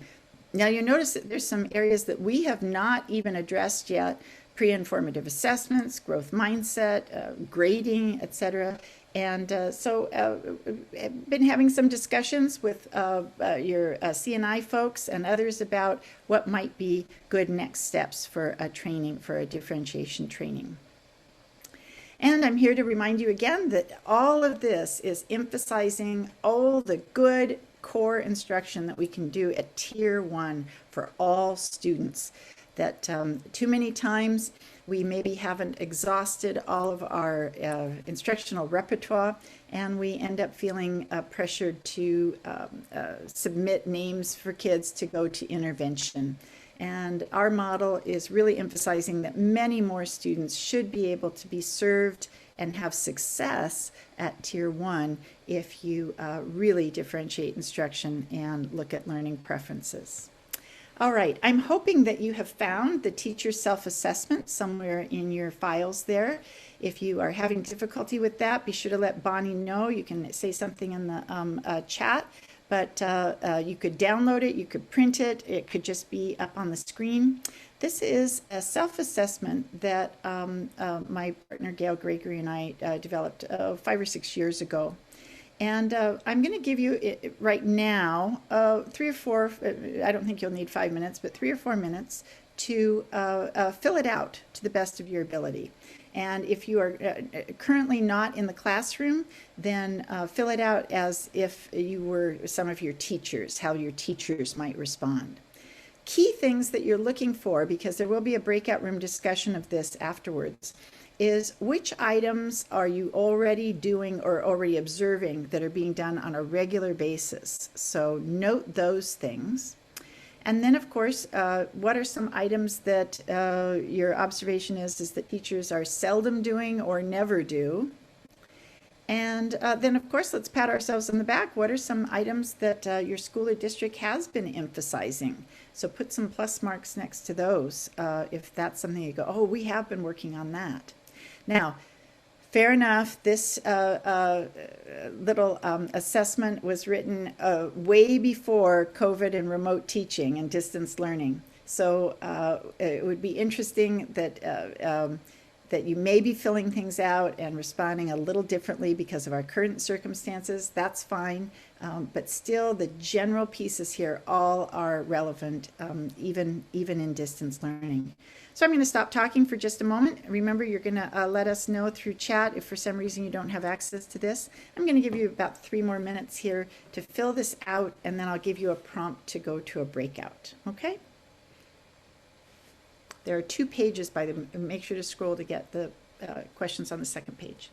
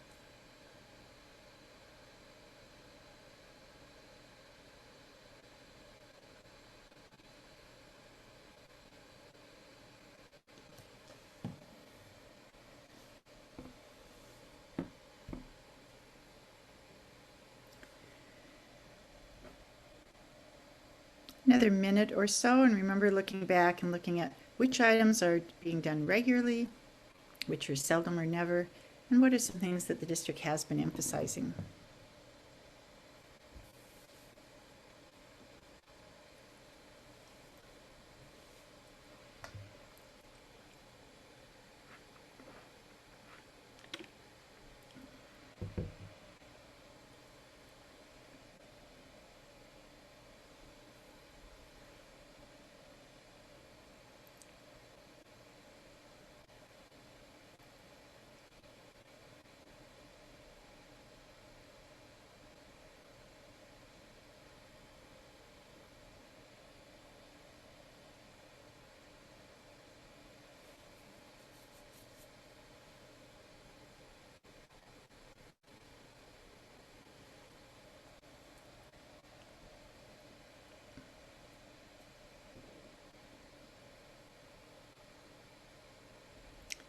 Right, just 30 seconds or so.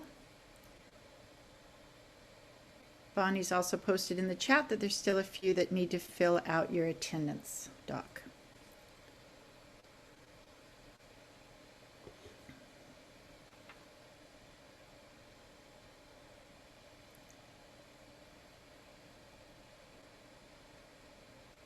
All right. Thank you. All right. When doing this with your staffs or the group that you're working with, I assume at this point in time that it will be a remote training. It may be in person. When I have done this in the past with teachers, then I make sure that they fill it out independently on their own, nobody else influencing them. And then they meet in small groups and begin discussing these same kinds of questions. It's up to them whether they share their results or not, and they don't have to hand it in to any place. And I think that's important, although it could be modified so that it became an anonymous survey. But remember that we want to make sure that these are honest and authentic responses. And if people think the information is going to be shared publicly, they might be less likely to give us an authentic response. So what I'd like to do at this point is to put you into some small groups. We have about 37 people on. And so I'm going to make 9 groups because I want them about 4 each or so. And I'd like you to discuss those items right there. I'd like you to share what you were doing, what you've seen done regularly, what's seldom done. Don't get too spun out on any single one because you only have about 5 or 6 minutes. So let's look here. The prompt is, you're going to discuss the self-assessment in general. What do you think about it? Do you think it's worthwhile to do this with teachers, or does it need some modification to be more specific? Is it still relevant during a remote teaching year? And sharing those that you think are being emphasized, and what are a couple that you think are doing more regularly, and a couple that you think are being done seldom or never. As I said, we'll do about 5 or 6 minutes, so let me get us into some breakout rooms. And if there isn't any questions, those are your prompts that you're being asked to discuss when you're in breakout rooms. All right. I will be asking for a couple of you to share back. So those the 4 prompts were just any comments or thoughts about the self-assessment in general. I am going to be suggesting here today that you actually do this with staff. It's certainly up to you, but let's hear some feedback about what you think about that idea. And then, of course, what came up, were there things that have been emphasized already within the district quite a bit? Are there a lot of things that are being done regularly? And most importantly, what are some things that are seldom or never used, and why not? So I'd love to hear from a few folks. I don't have you all on my screen, so we'll make sure everyone is muted. I hear a couple of folks who don't have their mic muted. Second grade, that one, she had extended it already, right? Because it was due on the 15th. And I want you to be able to unmute and join us. So is there anyone who'd like to make a comment? So that one's due on Miss Martha, I think that you can mute them, or Miss Bonnie can mute them themselves. Yep. I don't have everybody on my screen here, so it's difficult to find first out. grade till next week, maybe they can hone in on that. I'm not considered a host. Okay, you got her. Yeah. I was going to tell you who it was. Yeah. I recognize the assistant principal's voice.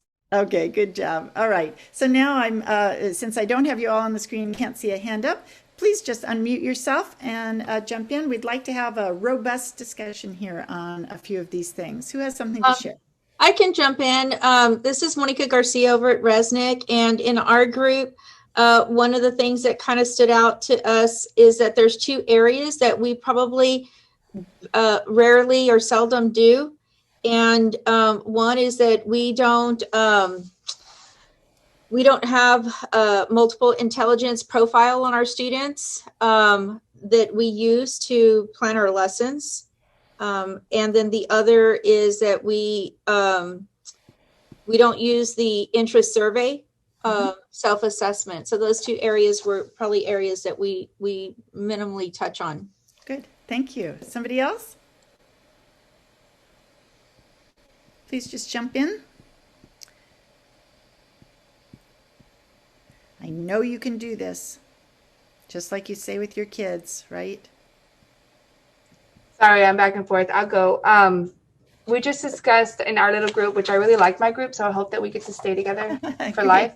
But we just discussed how, well, I mentioned that a lot of this is the students are online. So a lot of these questions that are being assessed or asked for the teachers, it's really hard to gauge like the motivation part. Yeah. And also just their interest, because a lot of them do not put their cameras on, especially here at the high school.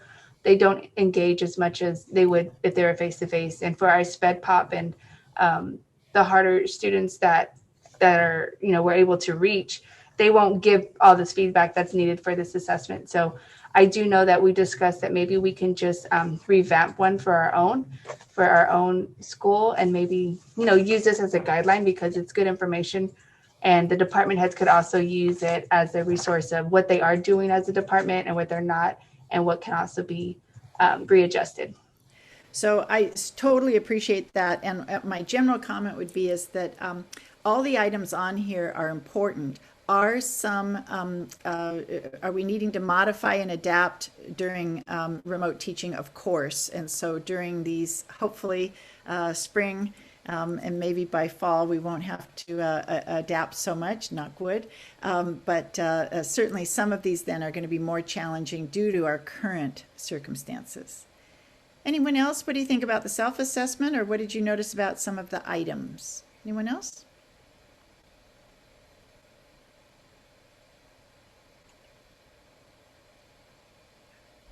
My group talked about not doing a thorough rubric. I mean, we gave them an example of what we wanted it to look like, so they saw or they knew what we were expecting, but it wasn't a true rubric. Uh-huh. So more as the expectations of what it was supposed to be like, but they didn't necessarily use it to score themselves or use it as a rubric in that way? Correct. Excellent. Okay. Halfway there, right? Great.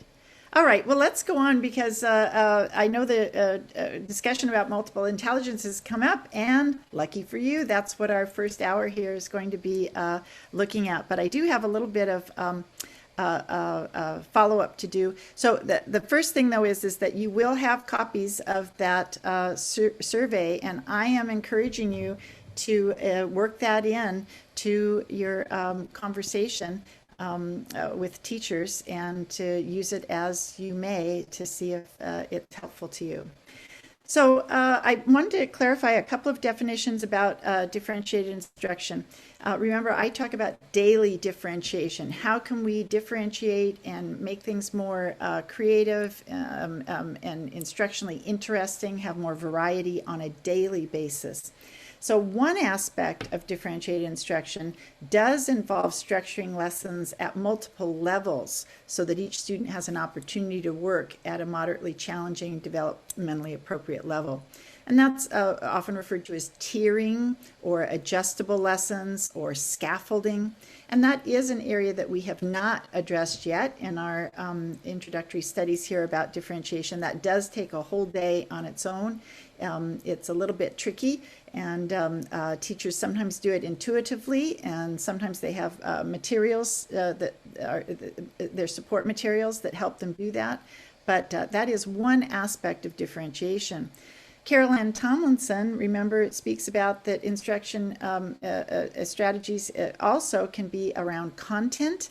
Although I will tell you, especially at the upper grades, the content becomes pretty locked in, so sometimes it's difficult to differentiate content unless you're doing some jigsawing. Oh, let's talk about ancient civilization research, and some folks want to research the Mayan civilization, and some others want to do the Aztec civilization or something. So you are varying content a bit in those ways.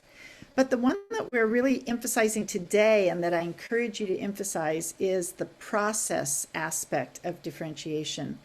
This is where you're going to provide multimodal ways for students to explore and make sense of the content.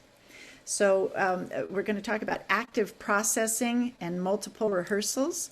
And if we're just always doing another worksheet or another paragraph write-up, that gets pretty boring. It doesn't engage us. So we're going to be looking at multiple ways to create engagement through process. Of course, some of the other ways there are many times a product might be differentiated. That is where a student is able to show what they know through product or performance.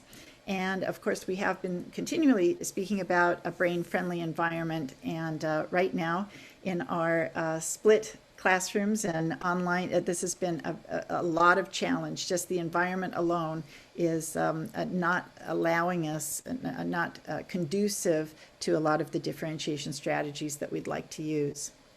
So remember these 2 brain key points. We spoke about these months ago in our first session. The first one, remember, was about the effects of stress and emotional upsets on the brain. But a brain basic number 2 had to do with that learning is developmental and experiential. And the key here is that multi-sensory experiences in enriched environments promote brain growth and neural connections. So this is where my friend Marcia Tate, or maybe you've seen her book about that dittos or worksheets don't build dendrites. And it's the idea that just worksheet work and pretty routine work doesn't necessarily prompt brain growth and connections. The third brain basic we called use it or lose it. And the key words there are actively process new learning through a variety of engaging instructional strategies and multiple rehearsals. And if you were to look at my hands, I say that if these were 2 neurons and now there's been an experience and one neuron has grown a little dendrite connection and we've had an aha moment and there's a connection made, that if that connection is not re-stimulated a number of times, as in multiple rehearsals, that the chances are it might slough off. That we have to have multiple rehearsals, multiple stimulations of new connections. Otherwise, they're simply too fragile and they don't hold for the long haul.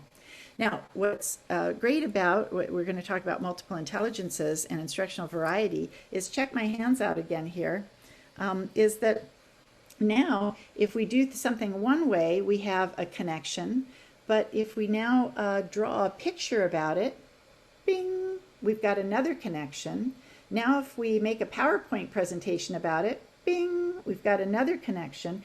Every time we process the information using a different modality or a different intelligence, boom, boom, boom, we are making multiple connections, all related to the original content or skill.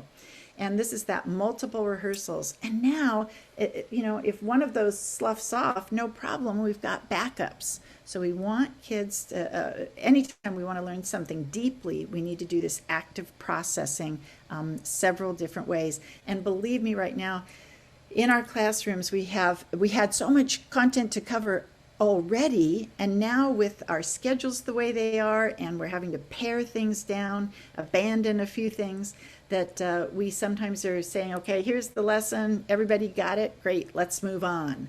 And there is a sense of we have to fill that gap. And so sometimes it feels difficult to stop and do active processing and multiple rehearsals when we have so much more to do. So I just want to make sure, I'm going to provide you with almost all of these slides, but it's going to be up to you to pare some of them down. And you only have, I think, a total of 3 instructional hours that you're doing with your staff. But I wanted to give you this background information again. This term active processing, that's what differentiation is all about. It's any instructional method that engages a student in the learning process. It requires them to do meaningful learning activities and then to think and reflect about what they're doing. When they're actively processing, they're fully engaged and fully participating, and they are participating in discussions or Flipgrid or online chat boards. And most importantly, active processing is kind of the opposite of a traditional lecture, where students are passively receiving information from the instructor, and sometimes they're compliant, sometimes they're not, but we know that that isn't particularly active processing unless the instructor every few minutes is pitching out something that engages them, a quick activity to do. So again, Active processing is just about any task we'll do so long as it requires the student to use the information that they've learned. So it's application, and now it's going to be all these higher level thinking. It's not sit and spit. It's not just remember and understand and just spit back the answers. So in this way, then, we need to build up a tackle box of even more strategies. This is one of my earlier books. I think it's from 2005 or 2006. I called it Teachers Change Your Bait. My husband and my sons are avid fishermen. And so I use this idea of that, you know, as a angler, we go out and we choose our best lure or bait from our tackle box that we think is going to catch the most amount of fish that we're after. And we cast it out and we go for it. But, you know, if they're simply not biting, we don't just sit there hours and hours. A good fisherman or fisherwoman has common sense to reel it back in and to go to the tackle box and find something else that might attract or get this fishes to do a little active processing on my bait. So we use that metaphor, and so hopefully today you're going to get lots of strategies to put into your tackle box. Now, one of the packets in your folder is called the Instructional Variety packet. It might say Top 10 Strategies for Differentiating Instruction. It's a big packet. We're not going through it page by page. I decided to just provide it to you because of that it would be great background information for you as well. But I wanted to point out that there were several aspects of this packet that we are not addressing today. We did already do a day on cooperative group learning, and your district has done some on flexible grouping. We will not today be addressing what's referred to as adjustable assignments, also known as tiered lessons. That's just a whole day in and of itself. It may be the next one that we design. We aren't addressing that today. And I'm also not addressing pre-informative assessments, often known as informative assessments. Again, that's a whole chunk on its own. But we will try to work in several of the other things here, and so you'll have that packet as a great resource packet of ideas. All right, so let me double check my time. Good. We go until 11:30. Okay, so I wanted to speak about learning preferences and multiple intelligences, and we're going to do a little activity here in just a moment. I put these words up there: attention, motivation, engagement, and then learning. You know, many times we kind of mix all these together. I need your attention. Or, come on, get motivated. Are you engaged? They're all used almost synonymously sometimes. But I want to first speak to attention. In brain research, we know that the brain is always attending.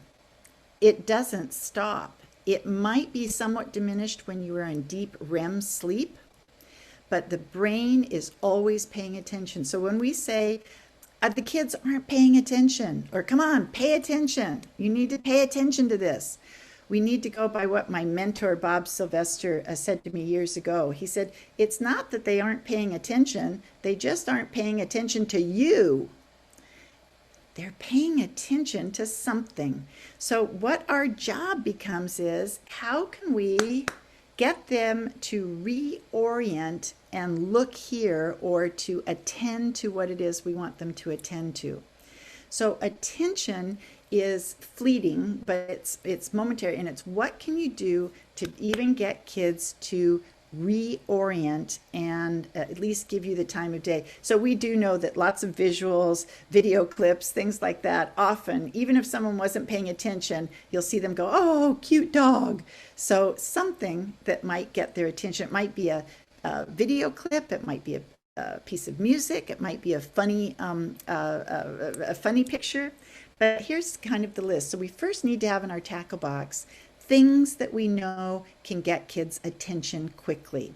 So we know that novel, interesting, we do know that threatening stimuli also garner our attention. We're going to try to avoid those. But things like colorful visuals, media clips, interesting sounds, music, movement, humor, a little joke for the day, If we were in real-time classroom in person, then the things to examine or touch or take apart, things to smell and taste get our attention. And a lot of times, and it starts coming on in middle school, things that are a little risky seem to get our attention.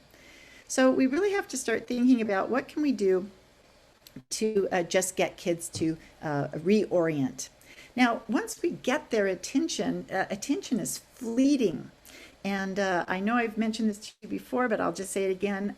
The research indicates that a student has the ability to have focused attention, to really zero in on you with a laser beam focus for only about 1 minute per year of age.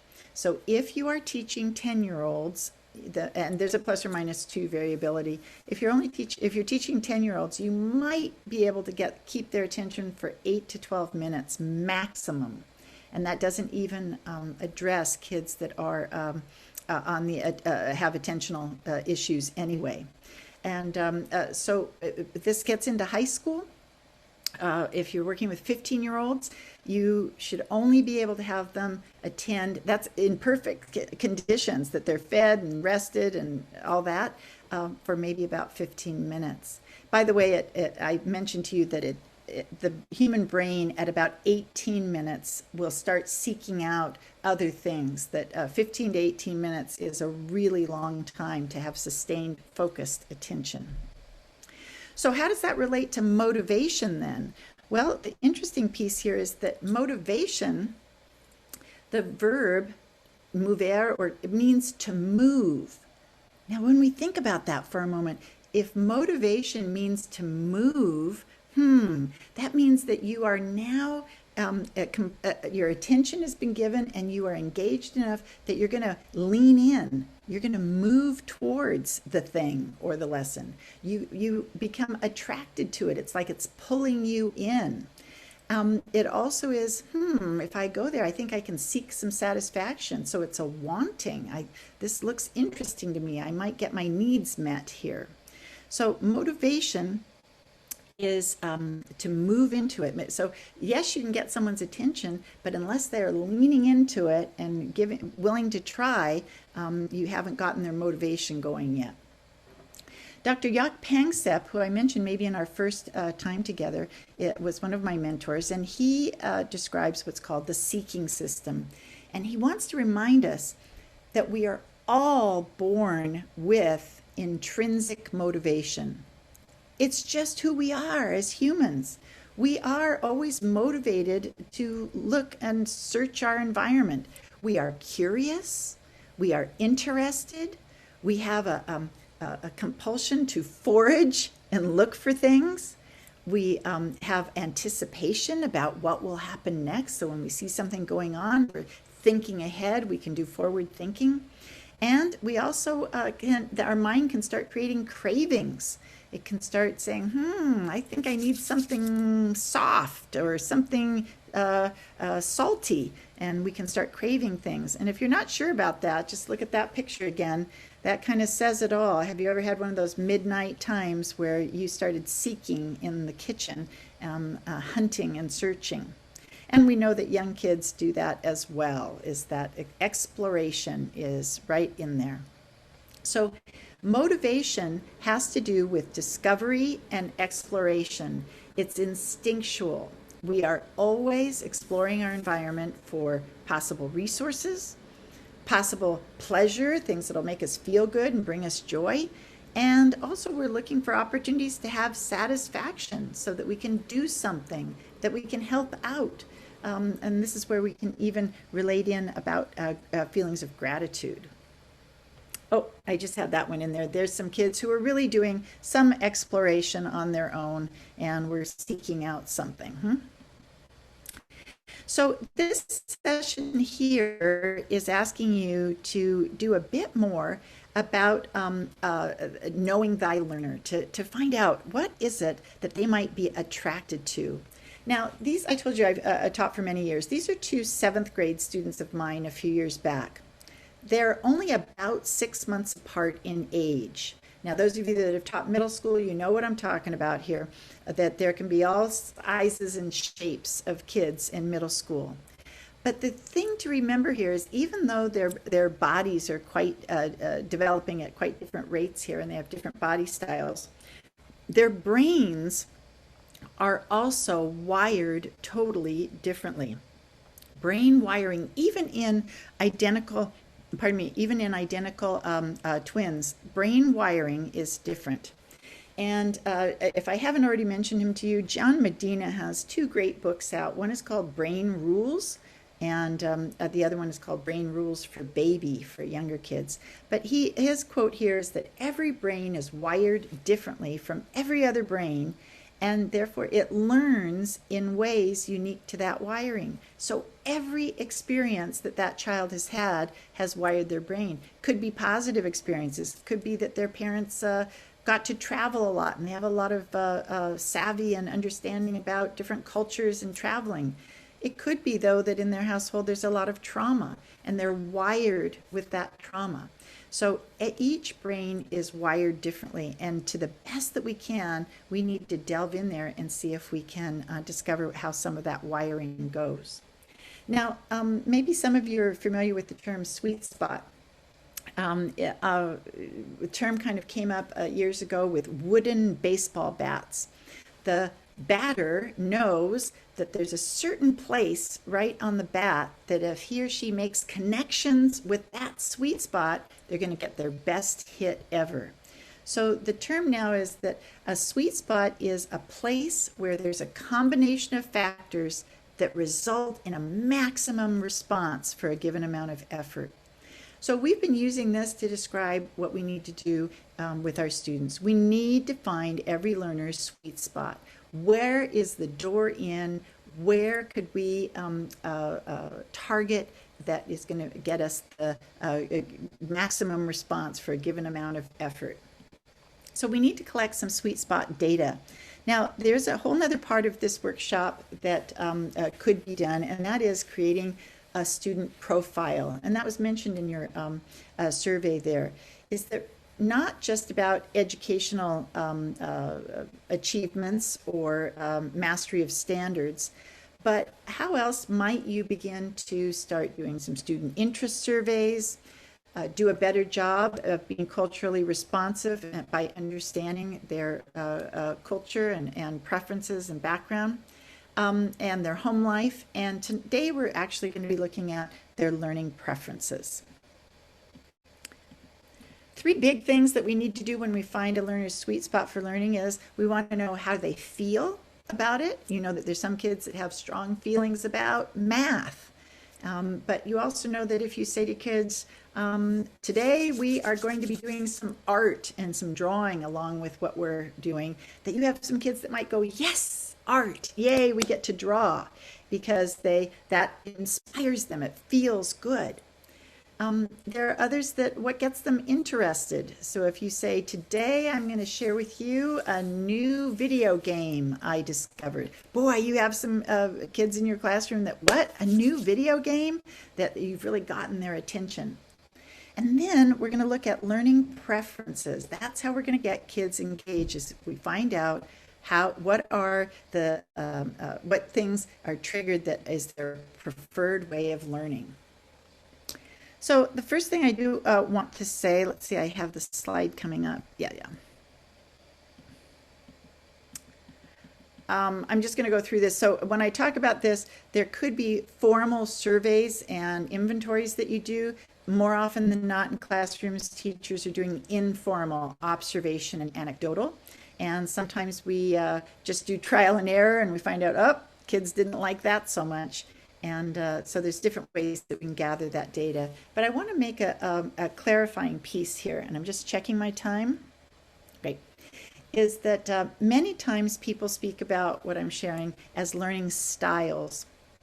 And in the neuroscience research, they really are encouraging us to not use the word styles. The 2 things that they are using are modalities and preferences. The main reason for that is that there really isn't an area in the brain that is dedicated to each of these learning styles, so-called learning styles. And the feeling is that in the long run, it may be detrimental to early on do some labeling of kids with their styles. So let's look here. This is one that's commonly listed as a style, but we refer to it as modalities. And we let kids know that it may be that they start getting a preference for how they like to take in new information. So these modalities are how you take it in. Do you prefer to see it, watch it, or look at it? Do you prefer to hear it, or hear someone tell you about it? Or do you prefer to learn by touching or hands-on or taking it apart or movement? All right, so those are learning modalities, and we often develop some preferences.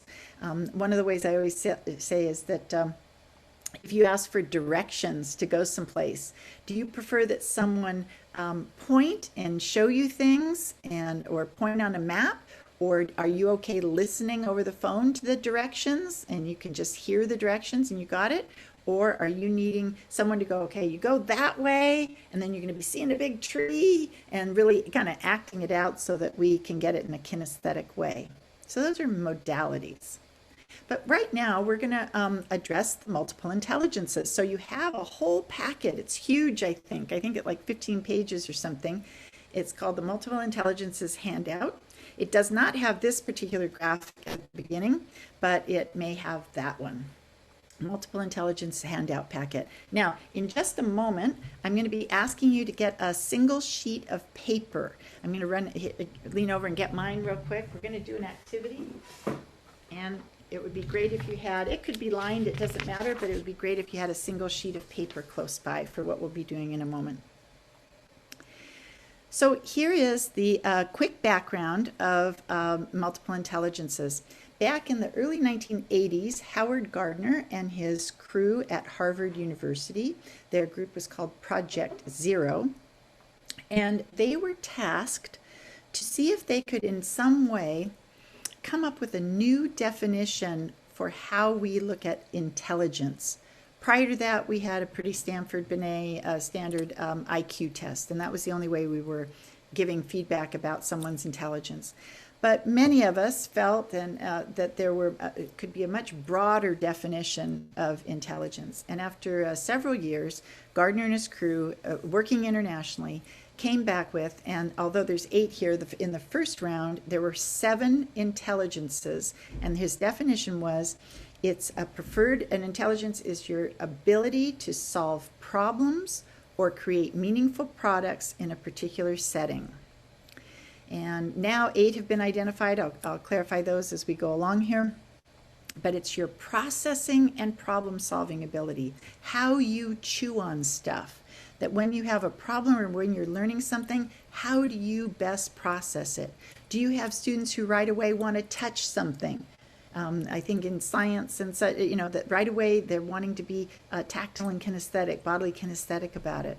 Do you have others that are writers and readers? So we're going to lean into these a bit and discuss them. And so before we do, I just saw, who was it that said, I want the picture of the kid covered in Nutella? I love that one. So we're going to do something that works just fine in a remote teaching environment. We're going to do a foldable. Some of you have learned about foldables and booklets. This is a do-it-yourself foldable. So you'll need to have a single sheet of paper. And I think what I'm going to do is I'm going to stop screen share so that you can put me on speaker view if you want, so that you can see the instructions, okay? All right, we're going to make a little booklet, and the first thing I'd like you to do is to take your single sheet of paper and fold it in half, hamburger style. You know that top to bottom like that is hamburger style. If I'd gone the other direction, we call that hot dog style, if I'd gone that way. But I'm doing hamburger style. I'm asking you to follow along because you're creating a little note-taking device. It can be with lined paper or plain paper. All right, you fold it in half, and now I'd like you to turn it and fold it in half again, hamburger style.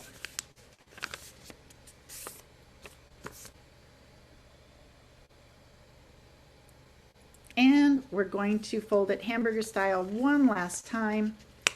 And now our paper is looking about the size of a deck of cards, about the size of a card, okay? Now I'm just going to take a moment to press these. If you're not sure, you're folding it into eight parts. So that's what it needs to look like when you put it, and that's great. If I was in my classroom here, I'd be asking you to hold it up to let me see that you have the creases there, and great. Okay, and so now here we go. We're going to make it into a little foldable booklet. Follow along. Fold it back into that first hamburger fold, and turn it so that the fold is at the top. Run your finger across and let me see that you have the fold at the top. For those of you that are thinking I'm being too primary with you, just deal with it, right? There we go, okay? Fold at the top. Now, what I'd like you to do is where the crease is at the top, going down, I'd like you to carefully tear on that crease just to the intersection of the two lines. You'll know you have it correct, and I'll know you have it correct when you can open it up and put your hand through and wave to me.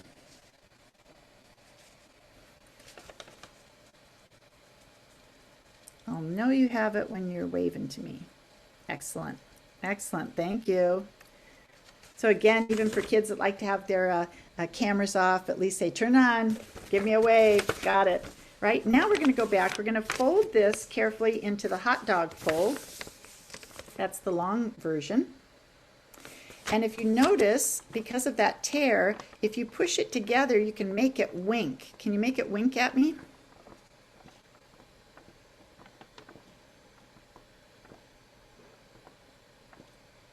Excellent. Nice. And now here's the last tricky part. To make this little foldable, we're going to push it together. You were winking it.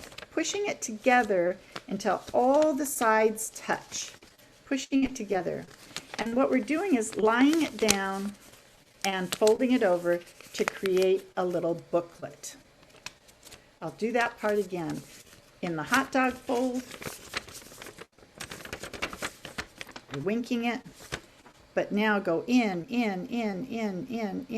until it touches, and keep pressing, and you'll find that it starts to naturally fold over to be a booklet. Okay, this is a do-it-yourself booklet. I use this so many times, particularly with middle school kids. We're going to do some note-taking. You had your own do-it-yourself note-taking booklet. All right, I'm switching back to share screen. If for any reason you are having a challenge with that, no worries. Just have 8 sections of a paper ready to go, and you'll be able to be following along just fine. Okay, here comes the next part, and I'm watching my time here. Yikes. What we're going to do is label each of these pages. So there you go. You can just put the words, verbal linguistic is often called word smart. So you could just put word smart. You could put that down at the bottom or up at the top. We need to write on every page because we need 8 of them. So even the cover will have our first intelligence there. Then open it up, and on the inside, what would be page 2, put number smart or logical, and finish out your book in this order with these intelligences. Okay? And don't worry if I start again here in just a second and you haven't gotten it, no worries. You'll be able to get it as we go through.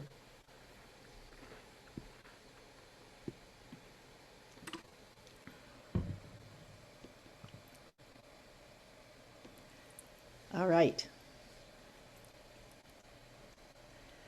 Howard Gardner's group called it verbal linguistic, logical mathematical, musical rhythmic, visual spatial, bodily kinesthetic, naturalist, interpersonal. To make things simple, and when we do this with kids, we often call it word smart, number smart, music smart, picture smart, body smart, nature smart, self smart, and people smart. So you can put down either one.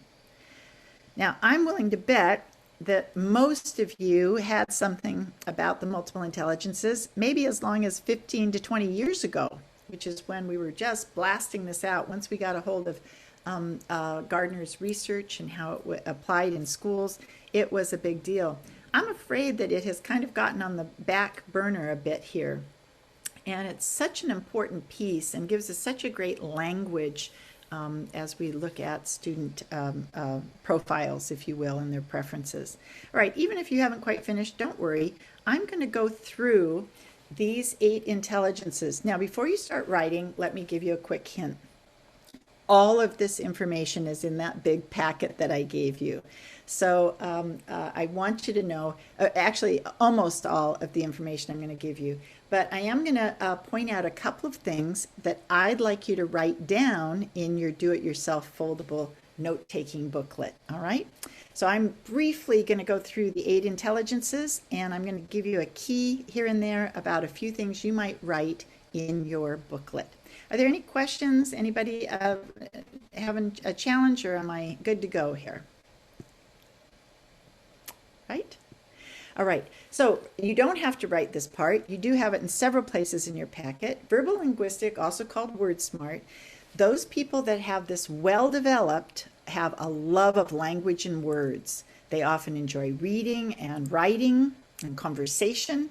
They often are really good at word games and puzzles, and we also find that their language is often very colorful. They use a lot of metaphors in their oral and written language.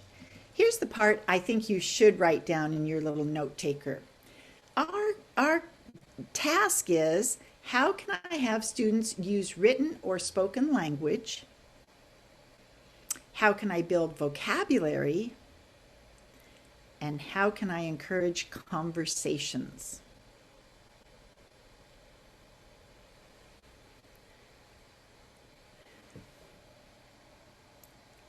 So let's look at this. Howard Gardner says and believes, the research shows, that one is born with the capacity to develop all of these intelligences.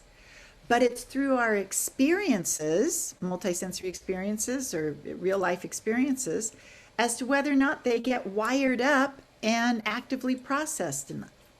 So sometimes we get a child who is very word smart, and we could just already know that in that home there's probably a lot of conversations going on, there's probably a lot of reading going on, they're probably playing Boggle with kids, they're encouraging that, and sure enough, that child now starts to develop a good, strong intelligence in word smart.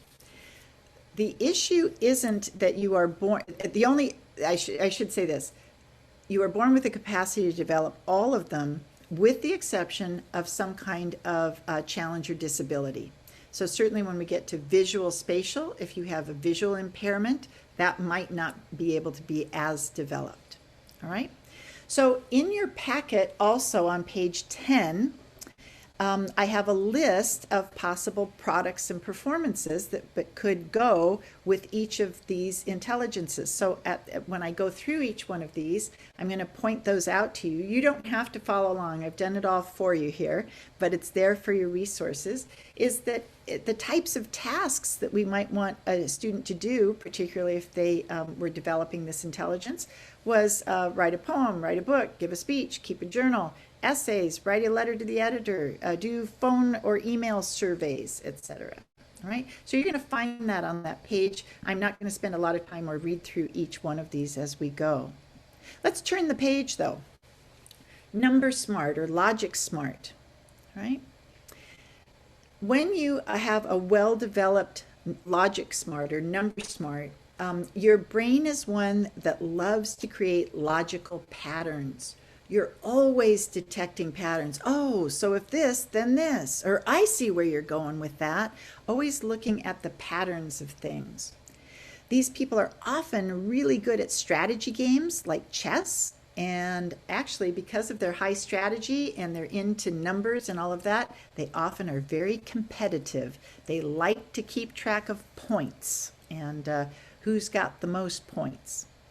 In general, they enjoy numbers and calculations and do a lot of mental math.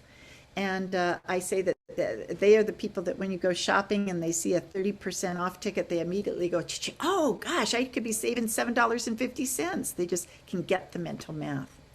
They also are really dedicated to using lists and step-by-step approach. And when too many directions have been given and it's too overwhelming, they may shut down.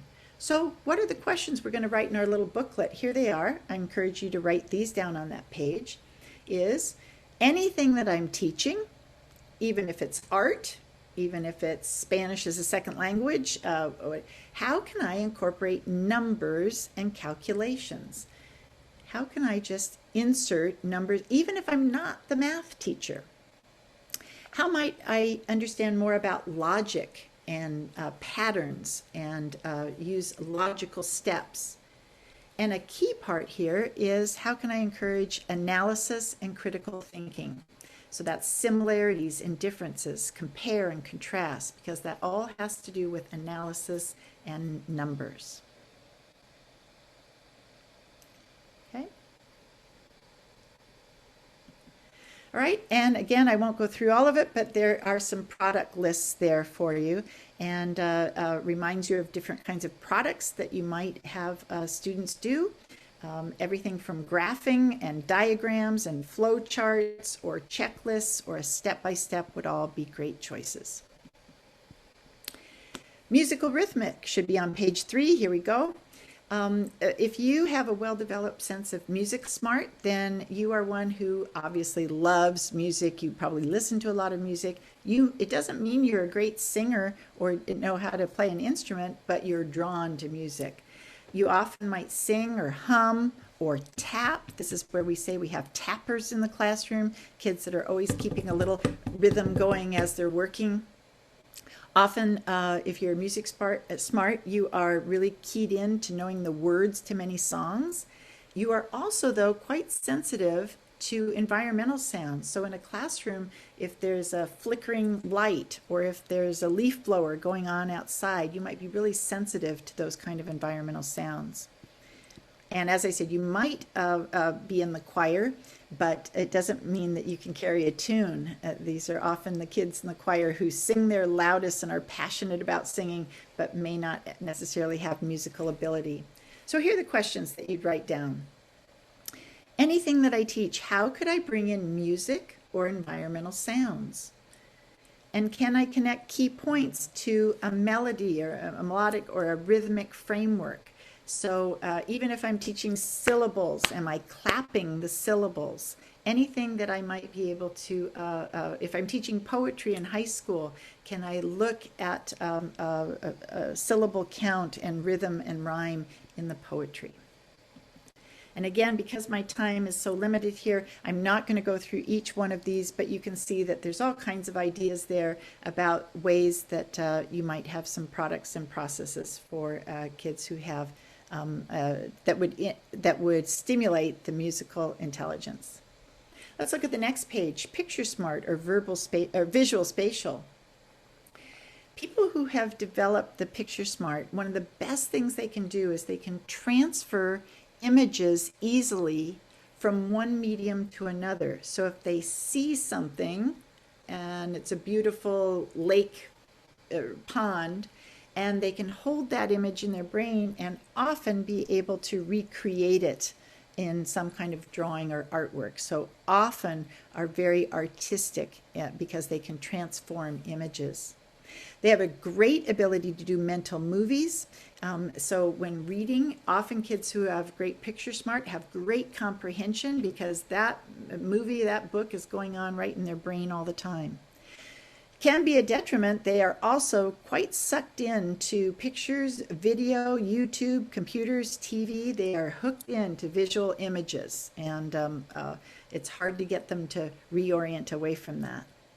But they are also very interested in color, arrangement, texture, balance design. They're the kids who might organize books on a shelf in your classroom. They're also the ones that will notice and say, Mrs. K, do you color your hair?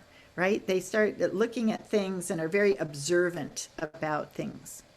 So, well, I'll skip that one. So here are the questions that you might want to write down in your little booklet. is on a regular basis, how can I incorporate more visuals, more video clips, more silly pictures, more artwork? How can I use more color, texture, and design? That even goes with PowerPoint slides or worksheets that you're putting together. Can you spiff them up a little bit? For those kids that are picture smart, they will notice.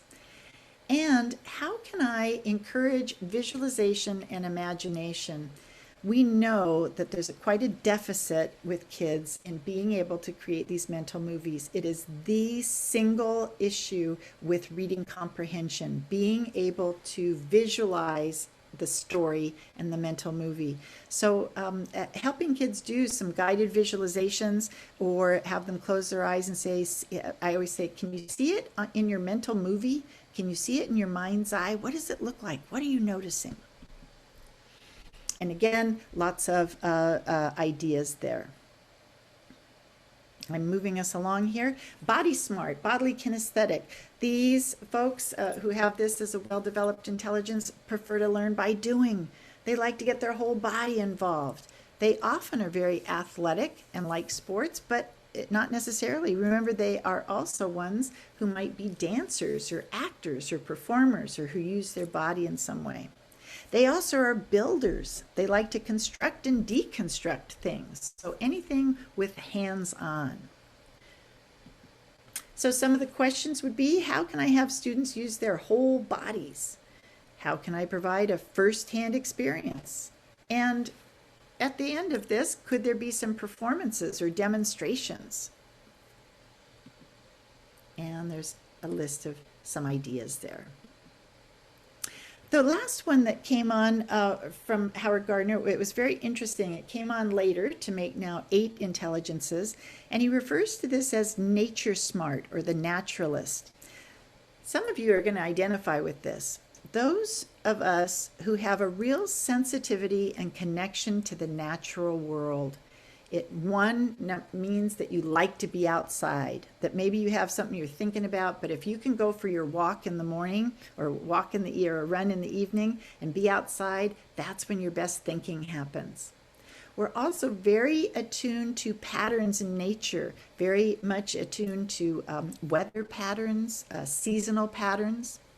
And these students do seem to work more calmly when they are outdoors or near a window. So with natural lighting, it does affect them.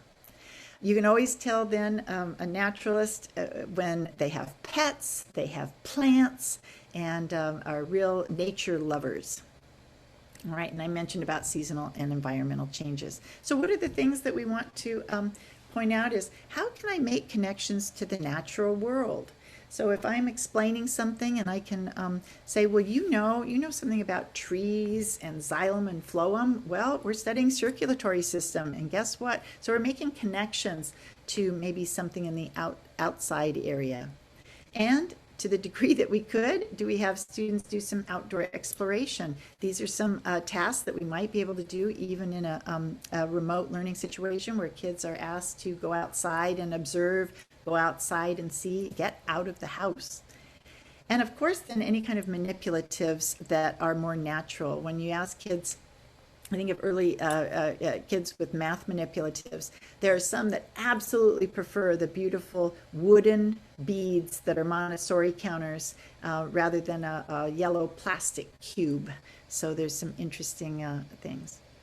And there's some lists there of things that you might do. So these last two, very quickly, and I'm just running out of time, I know, is we call these the psychological smarts. And intrapersonal is self-smart. And when you have this intelligence more developed, you process and problem solve best while alone. You often take time for reflection and contemplation. You may not be very social. You may appear to others as being a bit more independent, but it doesn't mean that you're aloof or you're not an extrovert, but you're not aloof. And often you have a strong intuitive sense because you are sitting back a bit and observing, and you might have some gut feelings about things. So this is where you do have some kids in the classroom who absolutely once in a while need a quiet time or need to be able to put on headphones or not have others bothering them. So what are the key questions that you might want to write down in your booklet? How can I orchestrate time for personal reflection? How can I evoke emotions and memories? And these are kids who definitely are going to respond to mindfulness and metacognition and thinking about thinking. And there are quite a few ideas there. And the last one I'll put is the people smart. And this is often are great communicators. They often enjoy working with and helping others. They are very social and have lots of friends. But they too can often read others' intentions and moods and feelings. That's because they've talked to people and gotten to know them. All right. So the questions you'd want to ask then is, again, all about cooperative group learning. How can I design collaboration opportunities? How can I teach social skills so that those who are interpersonal have those skills to do what they like to do? And how can I encourage more conversations and partnerships? And of course, then there's some lists there. Now, to help you with this, I'm going to do a couple of things. One is in the Multiple Intelligences packet, there is I think it's 4 pages of a checklist. Again, with Multiple Intelligences, we're not coming up with a score and we're not coming up with a label. It's a survey. We're going to want to see how this is laid out in such a way that on page 9 in that packet, there is a way to graph your results. So you would check off, each item has 10 prompts, and you would check them out. And a good general rule of thumb is this, and you can see the writing at the bottom of this slide, is that you're going to fill in the number of items you identified in each category. If you have 5 or more, it might indicate that you have a strong preference for that intelligence. If you have less than 5, it doesn't say that that's a deficit or a challenge. It just says you might need more experiences because it's an area you have yet to develop. That's what I love about Multiple Intelligences. It's so hopeful that you could take a survey now and at the end of the year, and I bet your numbers are going to be different. Your score is different because it has to do with how you're feeling right now. So with students, I encourage you to actually, some of the very younger students, you're going to want to adapt or modify or just do this as an oral little interview. But you could have them then color code and put down what their responses were. And now, at a glance, not only do they know, but you know what are their most developed intelligences. And this is what we call their preferences, learning preferences. So looking at this one, you can tell that word smart and people smart are just nearly off the chart. So I want you to think about pardon me, what kinds of activities would this student be most attracted to? And of course, excuse me,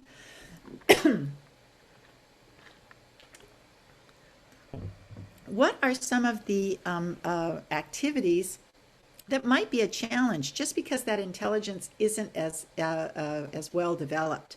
So under here, it shows self-smart. So anything where I'd have to be quiet, working on my own, independently, without being able to ask for help from anyone, that's going to be really frustrating. Sometimes I've had kids use sticky dots and create little graphs just with sticky dots. So there's all kinds of ways to do this. In your packet also, and I'm going to say, I think this is page 10 and 11, but somebody can check for me. There's also a big grid here of multimodal grid of activities. So there's lists and lists of the types of things that you might do in each of those intelligences. So here's the key point here, is that we're going to mix it up and have instructional variety and use a variety of these intelligences every day.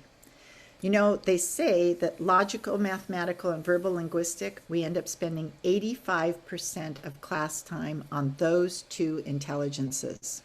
And that the others get, especially here during remote teaching, the others kind of get put by the wayside. Yet those kids who have high marks, if you will, through their inventory, they're the ones that are just struggling, that they haven't been able to move much. They haven't been able to do art in person with their teacher, etc. And so there may be some areas that are really challenging for them.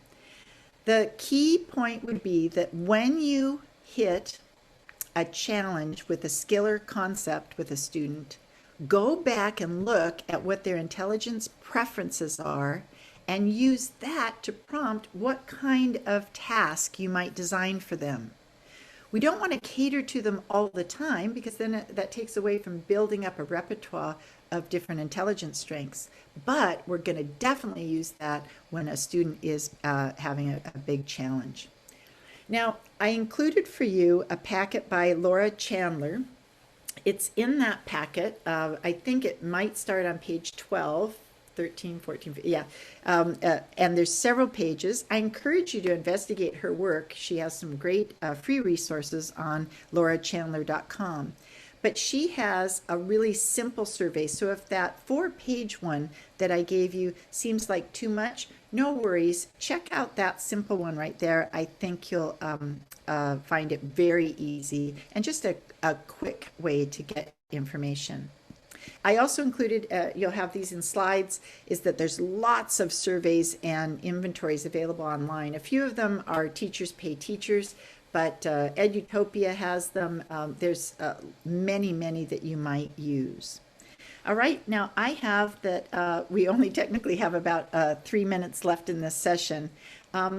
Because we're such a large group, I am going to put you in a breakout room for just 3 minutes or so here. And I'd like everyone to share something about what they got out of this multiple intelligences and what it made you think of. So how might identifying multiple intelligences preferences would help you plan instruction? And maybe you can think of a particular student that you knew, that you know that by knowing this and designing some strategies that could really help. All right, so I realize that we have just 3 minutes or so here, but I'm going to pop you back into your breakout rooms, and if you'll just each go around and say a little something.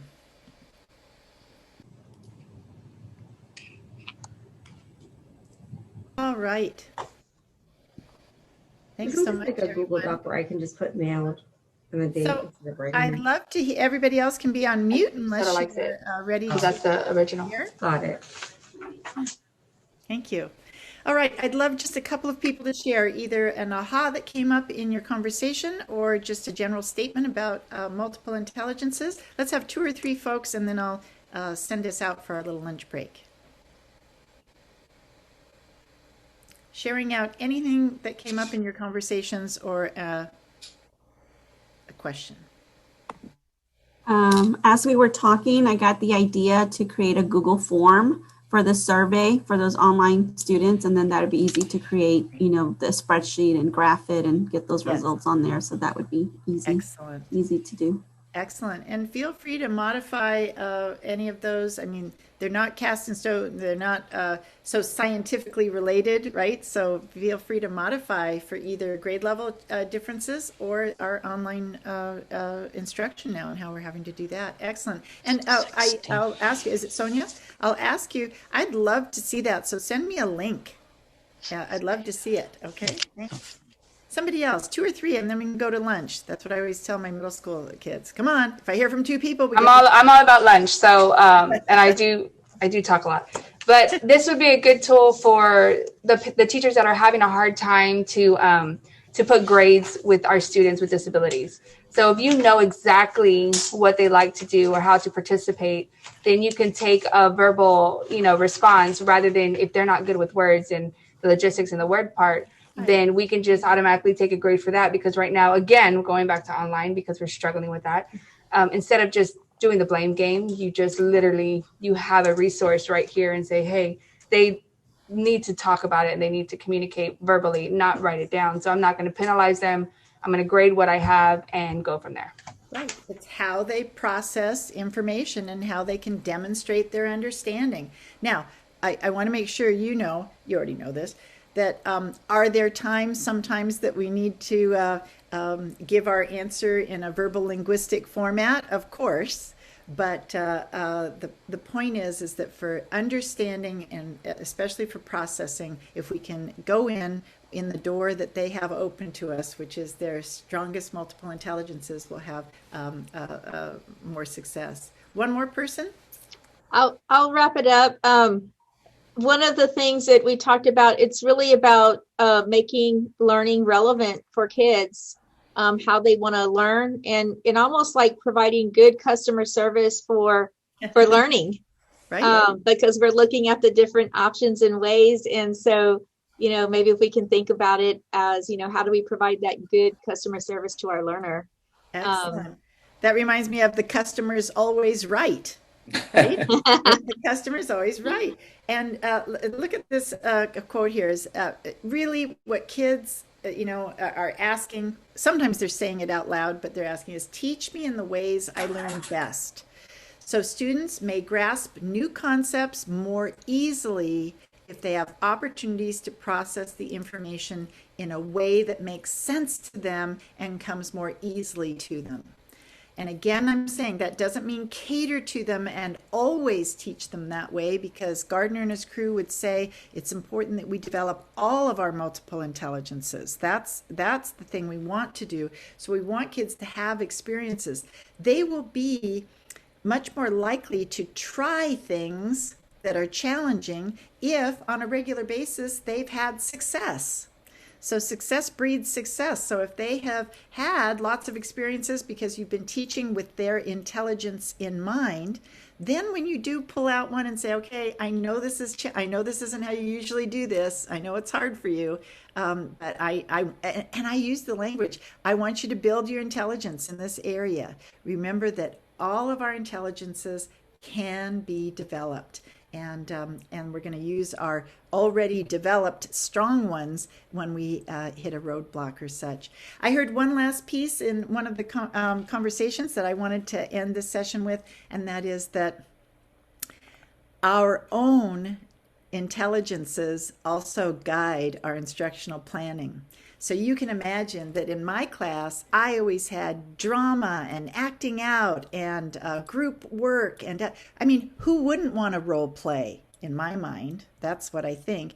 And yet my teaching partner, Robert, who's very intrapersonal, he would just go, oh, not another creative drama activity. Oh, not another tableau. That wasn't him. But we do tend to assign things based on what our preferences are. And this is where I use this all the time in my PLC work. So if you are in a professional learning community, identify some of your highest, your most developed, we tend to not use the word highest, your most developed intelligences, and share that out with your PLC team. Because now you can really find out who else on this team, maybe I could use them and draw on them and get some ideas when I hit a student.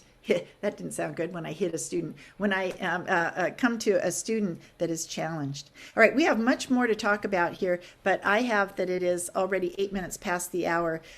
Let's take just about 25 minutes. So I will start back at 12:35. Does that work for you? We're doing okay? All right, and we're going to keep this going, so you don't have to sign out. If you want to sign out, you can come back in, but otherwise you can just mute and change your video, and I'll see you back in 25 minutes. Thank you all. All right, as I see at least more cameras come on, then I know you're there, so just even click on your camera for a second and let me know that you're here and ready to begin. Thank you so much. I appreciate that. Thank you. All right, so we have a 1 hour piece right now that has to do with high yield strategies to develop, apply, and extend knowledge, Bloom's taxonomy, and some of the Marzano 9. And we're going to do that all together here for about an hour. And then a secondary, you're going to stay with me an additional 30 minutes for some targeted strategies. And elementary, then I'll see you back at, I think it's about 2:10. We have a little passing period there, okay? All right. Any questions, comments, feedback? Would be helpful to me. Remember, suffering is optional here. So we always encourage you to get something off your chest or ask a question or find out if there's something that is not happening for you. Anybody? All right, the packet that you'll need from all of this is one that says Bloom's Taxonomy. So there is another file in that folder, and it says Bloom's, and then there is the other classroom instruction that works, Marzano 9, is I think in that same packet. Okay. All right, so let's get started. Thanks, everyone, and here we go. So just like I'm breathing a little more life into the theory of multiple intelligences and how we might be able to use that again as we're differentiating instruction, maybe use it even more thoughtfully than how we did 10 years ago. The other one I'm asking you to dust off and bring to the table is good old Bloom's Taxonomy of the Cognitive Domain. This has been around like 50 years. But Benjamin Bloom, back in actually the early 60s, I believe, might have been late 50s, started working and clarifying what he referred to as levels of thinking and made a taxonomy, a model of it. And it's always been referred to as just Bloom's or Bloom's Taxonomy. And this is the newer version. Some of you may still have in your classrooms a poster. I know in Texas about 15 years ago, every classroom got a poster of Bloom's to put up. And it was the older version, which has evaluate as the top one rather than create. And so you may just want to look at what you have around. It's switched now to really look more at these verbs, because what we're going to find is having processed verbs is going to help us in creating more tasks, these instructional variety tasks. So you can look at this one and you have this in your packet, but I'm going to just kind of go through it here very quickly to remind us of these different levels of thinking. So the lowest two levels of thinking, we call this sit and spit, just process the information back. It used to be called knowledge. Now we're trying to put everything in verbs, so it's remember. It's very shallow processing because it deals with just factual answers, recall, recognition, listing.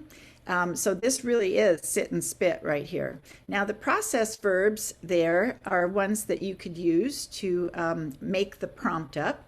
Some of the questions are there in the center column, and some of the strategies are listed over on the right-hand side. So whenever you have kids memorize something, or practice math facts, or put labels on a chart or map, or make a list, that is just recall of information. It's just remember, it's one of the lowest forms of thinking. That's not to diminish its importance, but it doesn't mean that you've thought much about it. You are just regurgitating the information and spitting it back. The other one that is one of the lowest levels of thinking is what used to be called comprehension and now referred to as to understand. This now takes the information a little bit more deeply, and you're able to start translating it or interpreting it or explaining it or describing it to someone else or in pictures or whatever.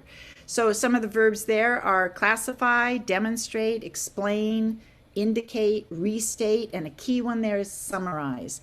When you ask kids to just do a summary of that chapter or a summary of what happened at the Alamo or whatever, that the summary is just where you're asking students to put in their own words. See, remember, it doesn't have to be in their own words, but finally in understanding, they are translating it to their own words. All right. Now, in the middle two, we often get some good leverage on these middle two, and application is the transfer of knowledge and skills to another situation. So now students are being able to apply this information or to dramatize it or to use it. And anytime they're doing any kind of demonstration or modeling or going into action, I know there it has even community service or do a simulation, all those things would be to apply. So when you actually are cooking the recipe, you're doing application. And then there's 6 levels. So we call this kind of the hinge point also, the tipping point, is now these top 3 are start demanding much higher level thinking. So to analyze, it used to be referred to as analysis, is when you take information or a skill and you're breaking it down into the component parts. And often it's to provide evidence. So we'll find out that the next one has to do with evaluation. Often analysis or analyze and evaluation go together because you're asking the learner to take things apart, figure it out, compare, contrast, and then come up with an answer or a conclusion. So look at the process verbs there: analyze, classify, categorize, compare, subdivide, survey, and what some of the questions are and what some of the strategies might be. Now, the 2 highest levels of thinking are to evaluate and to create.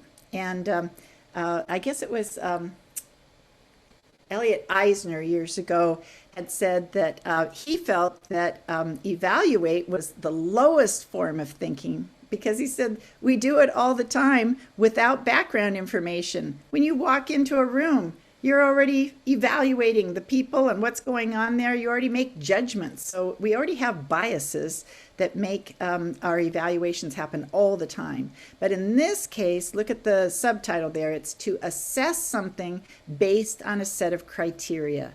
So it demands that you get criteria and then you can make an evaluation or a judgment.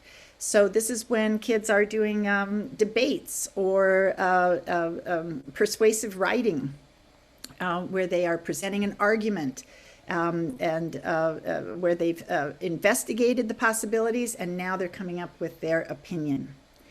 And supposedly the highest form of thinking is when you start putting various things together to create something new. It used to be referred to as synthesis. Now it's referred to as to create. It's when you take maybe various parts and pieces that you've learned and now you're asked to put it all together. And many times then we might have kids do a final product or project or performance where they are being asked to take all this that we've learned, all the processes that we've worked on, and now can you create something new? And you can see that all of these are going to be so important, particularly if you're doing any kind of project-based, problem-based, or inquiry-based, that many of those are based on something like Bloom's taxonomy. So here's a quick example of what that looks like. I was teaching, I think this was a 5th grade class, and the students had to write a little research report on the history of, yes, the toilet. We had been looking at all the different ways, ancient civilizations and Middle Ages and Renaissance, and how human waste had been disposed of in the past. Do you think I hooked them and got their interest? You betcha. 5th graders, a little potty humor, they were there. We had a local plumber come in and demonstrate different types of toilets for us and flushing systems. And we studied in the Middle Ages how things would be thrown out the window and yell out, "Gardy-loo!" And now, after they had researched about the toilet, they had to research about an everyday thing. Something else, and it couldn't be something that was plugged in. It was an everyday thing, and to research it. Now, they had one task ahead of time, and that was that they did have to write this small report with some illustrations about the thing that they had researched. But then they had a choice of one of these projects or presentations to do. So we call that must do and may do. They must do the little research and write-up, and you must do a may do, is that now you may do one of these. So let's just look at them very quickly, and I want you to think about which ones you would have done. And in just a moment, I'll ask you to have your cameras on and give me a wave so you can vote. So the first one says, create a colorful 3D triorama, show your everyday thing being used in a scene from any time period, and use labels to point out at least 5 key points. The next one says dramatize a skit for the class. Make it be either a commercial for the everyday thing or pretend that you are the inventor sharing your new ideas at a convention, and include 5 key points. The third one is illustrate a colorful timeline of the history of your everyday thing. Include at least 6 dates and use some drawings or icons and symbols. And the last one says compose a song or a rap about your everyday thing. Include key points and facts in the song. Be prepared to perform it for the class. Have a costume or prop when you share it, and write it up and turn in the words. So now I'm going to make sure I can see in the chat. You just have to write the first word. So create, drama, illustrate, or compose. If you were in my class, which one would you choose? Let's see. I'm anxious to see what comes up here. Illustrate, dramatize, create. A lot of drama, a lot of create, a lot of drama. All right. There we go. Now, I may have missed it. It went by fast. I didn't see anybody put compose. Was there anybody who put compose? Take your mic off and speak up if you did compose. Anyone? All right. So let me tell you what happens in a classroom then when there's one item that maybe doesn't get selected at all. Oftentimes, I will have at least one brave soul who will give it a go. And this example that I'm going to share with you is this kid got up. He had a little stick for a microphone, and he did a little rap. In fact, it was about a bathtub, because we'd done toilets. So it was like, rub-a-dub-dub, let me tell you about a tub. And he started this whole rap thing. And then he ended up having some of his friends be like fly girls in the back, and they were doing a dance, and it all of a sudden became a thing. Everyone was laughing and enjoying it and said, we didn't know that you knew how to rap. That was so cool. So guess what? Next time an opportunity for compose came up on a choice list, I had about 5 kids that did it. Oh, I didn't know you could have backup singers. Oh, now I know what that is. So we really want to encourage those kids that might be a little bit reluctant, or only one person who chose it, and it just breeds success. That as kids see more of these other creative things happen, it starts breeding success. Now, you might know a little bit about me. Which one do you think I would choose to do? Which one? You can put it in the chat, or you can just unmute and shout it out. Oh, gee, I guess I'm pretty predictable, huh? What do you think? Of course, the drama or compose, act it out. In my mind, that's my specialty. I enjoy performing so much. In fact, in my mind, I think of it as the easiest one. Now, some of you might look at the dramatized one and not think of it as easy. And this is where we talk about student preferences. I'm drawn to that because for me, that's easy. I wouldn't even have to work that hard. I could think up that overnight, piece of cake. But what a teacher does need to do is to note how many times Martha keeps choosing the drama one. And at some point then, it's fine with the teacher to say, all right, and maybe even on the handout or whatever, just say, if you've chosen one of the items more than once in the last semester, then you need to omit that one and choose from something else. So remember, we want to encourage people to try things that might even be challenging for them. So after a couple of times, the teacher might say to me, Martha, all right, we really enjoyed the Joan of Arc burning at the stake. That was great. And, we've enjoyed this, but now it's time to develop some of your other intelligences and your other skills. All right. Oh, I put that in. If you're not sure what a triorama is, it's just a piece of paper that's folded in a way to look like a little pyramid triangle. So it's a diorama, but just out of paper. All right. So I'm going to give you 5 minutes in a breakout room. It may be the same breakout. I'm not sure. And I'd like you to discuss, could using Bloom's taxonomy verbs help you design more instructional tasks at higher levels of thinking? Just like on do you remember back on our first session on patterns and procedures, I said to use the process verb as the first word of the prompt. So let's look back at this really quickly. To create, dramatize, illustrate. That makes it then a command, all right, an imperative sentence. And it right away helps people look, if there's a list of choice ideas, it really narrows me in right away so that I know what I might be doing, what the task is, what the process is. So in looking back at Bloom's taxonomy and all those lists that you have there, your breakout room is just going to be discussed for a little less than 5 minutes here.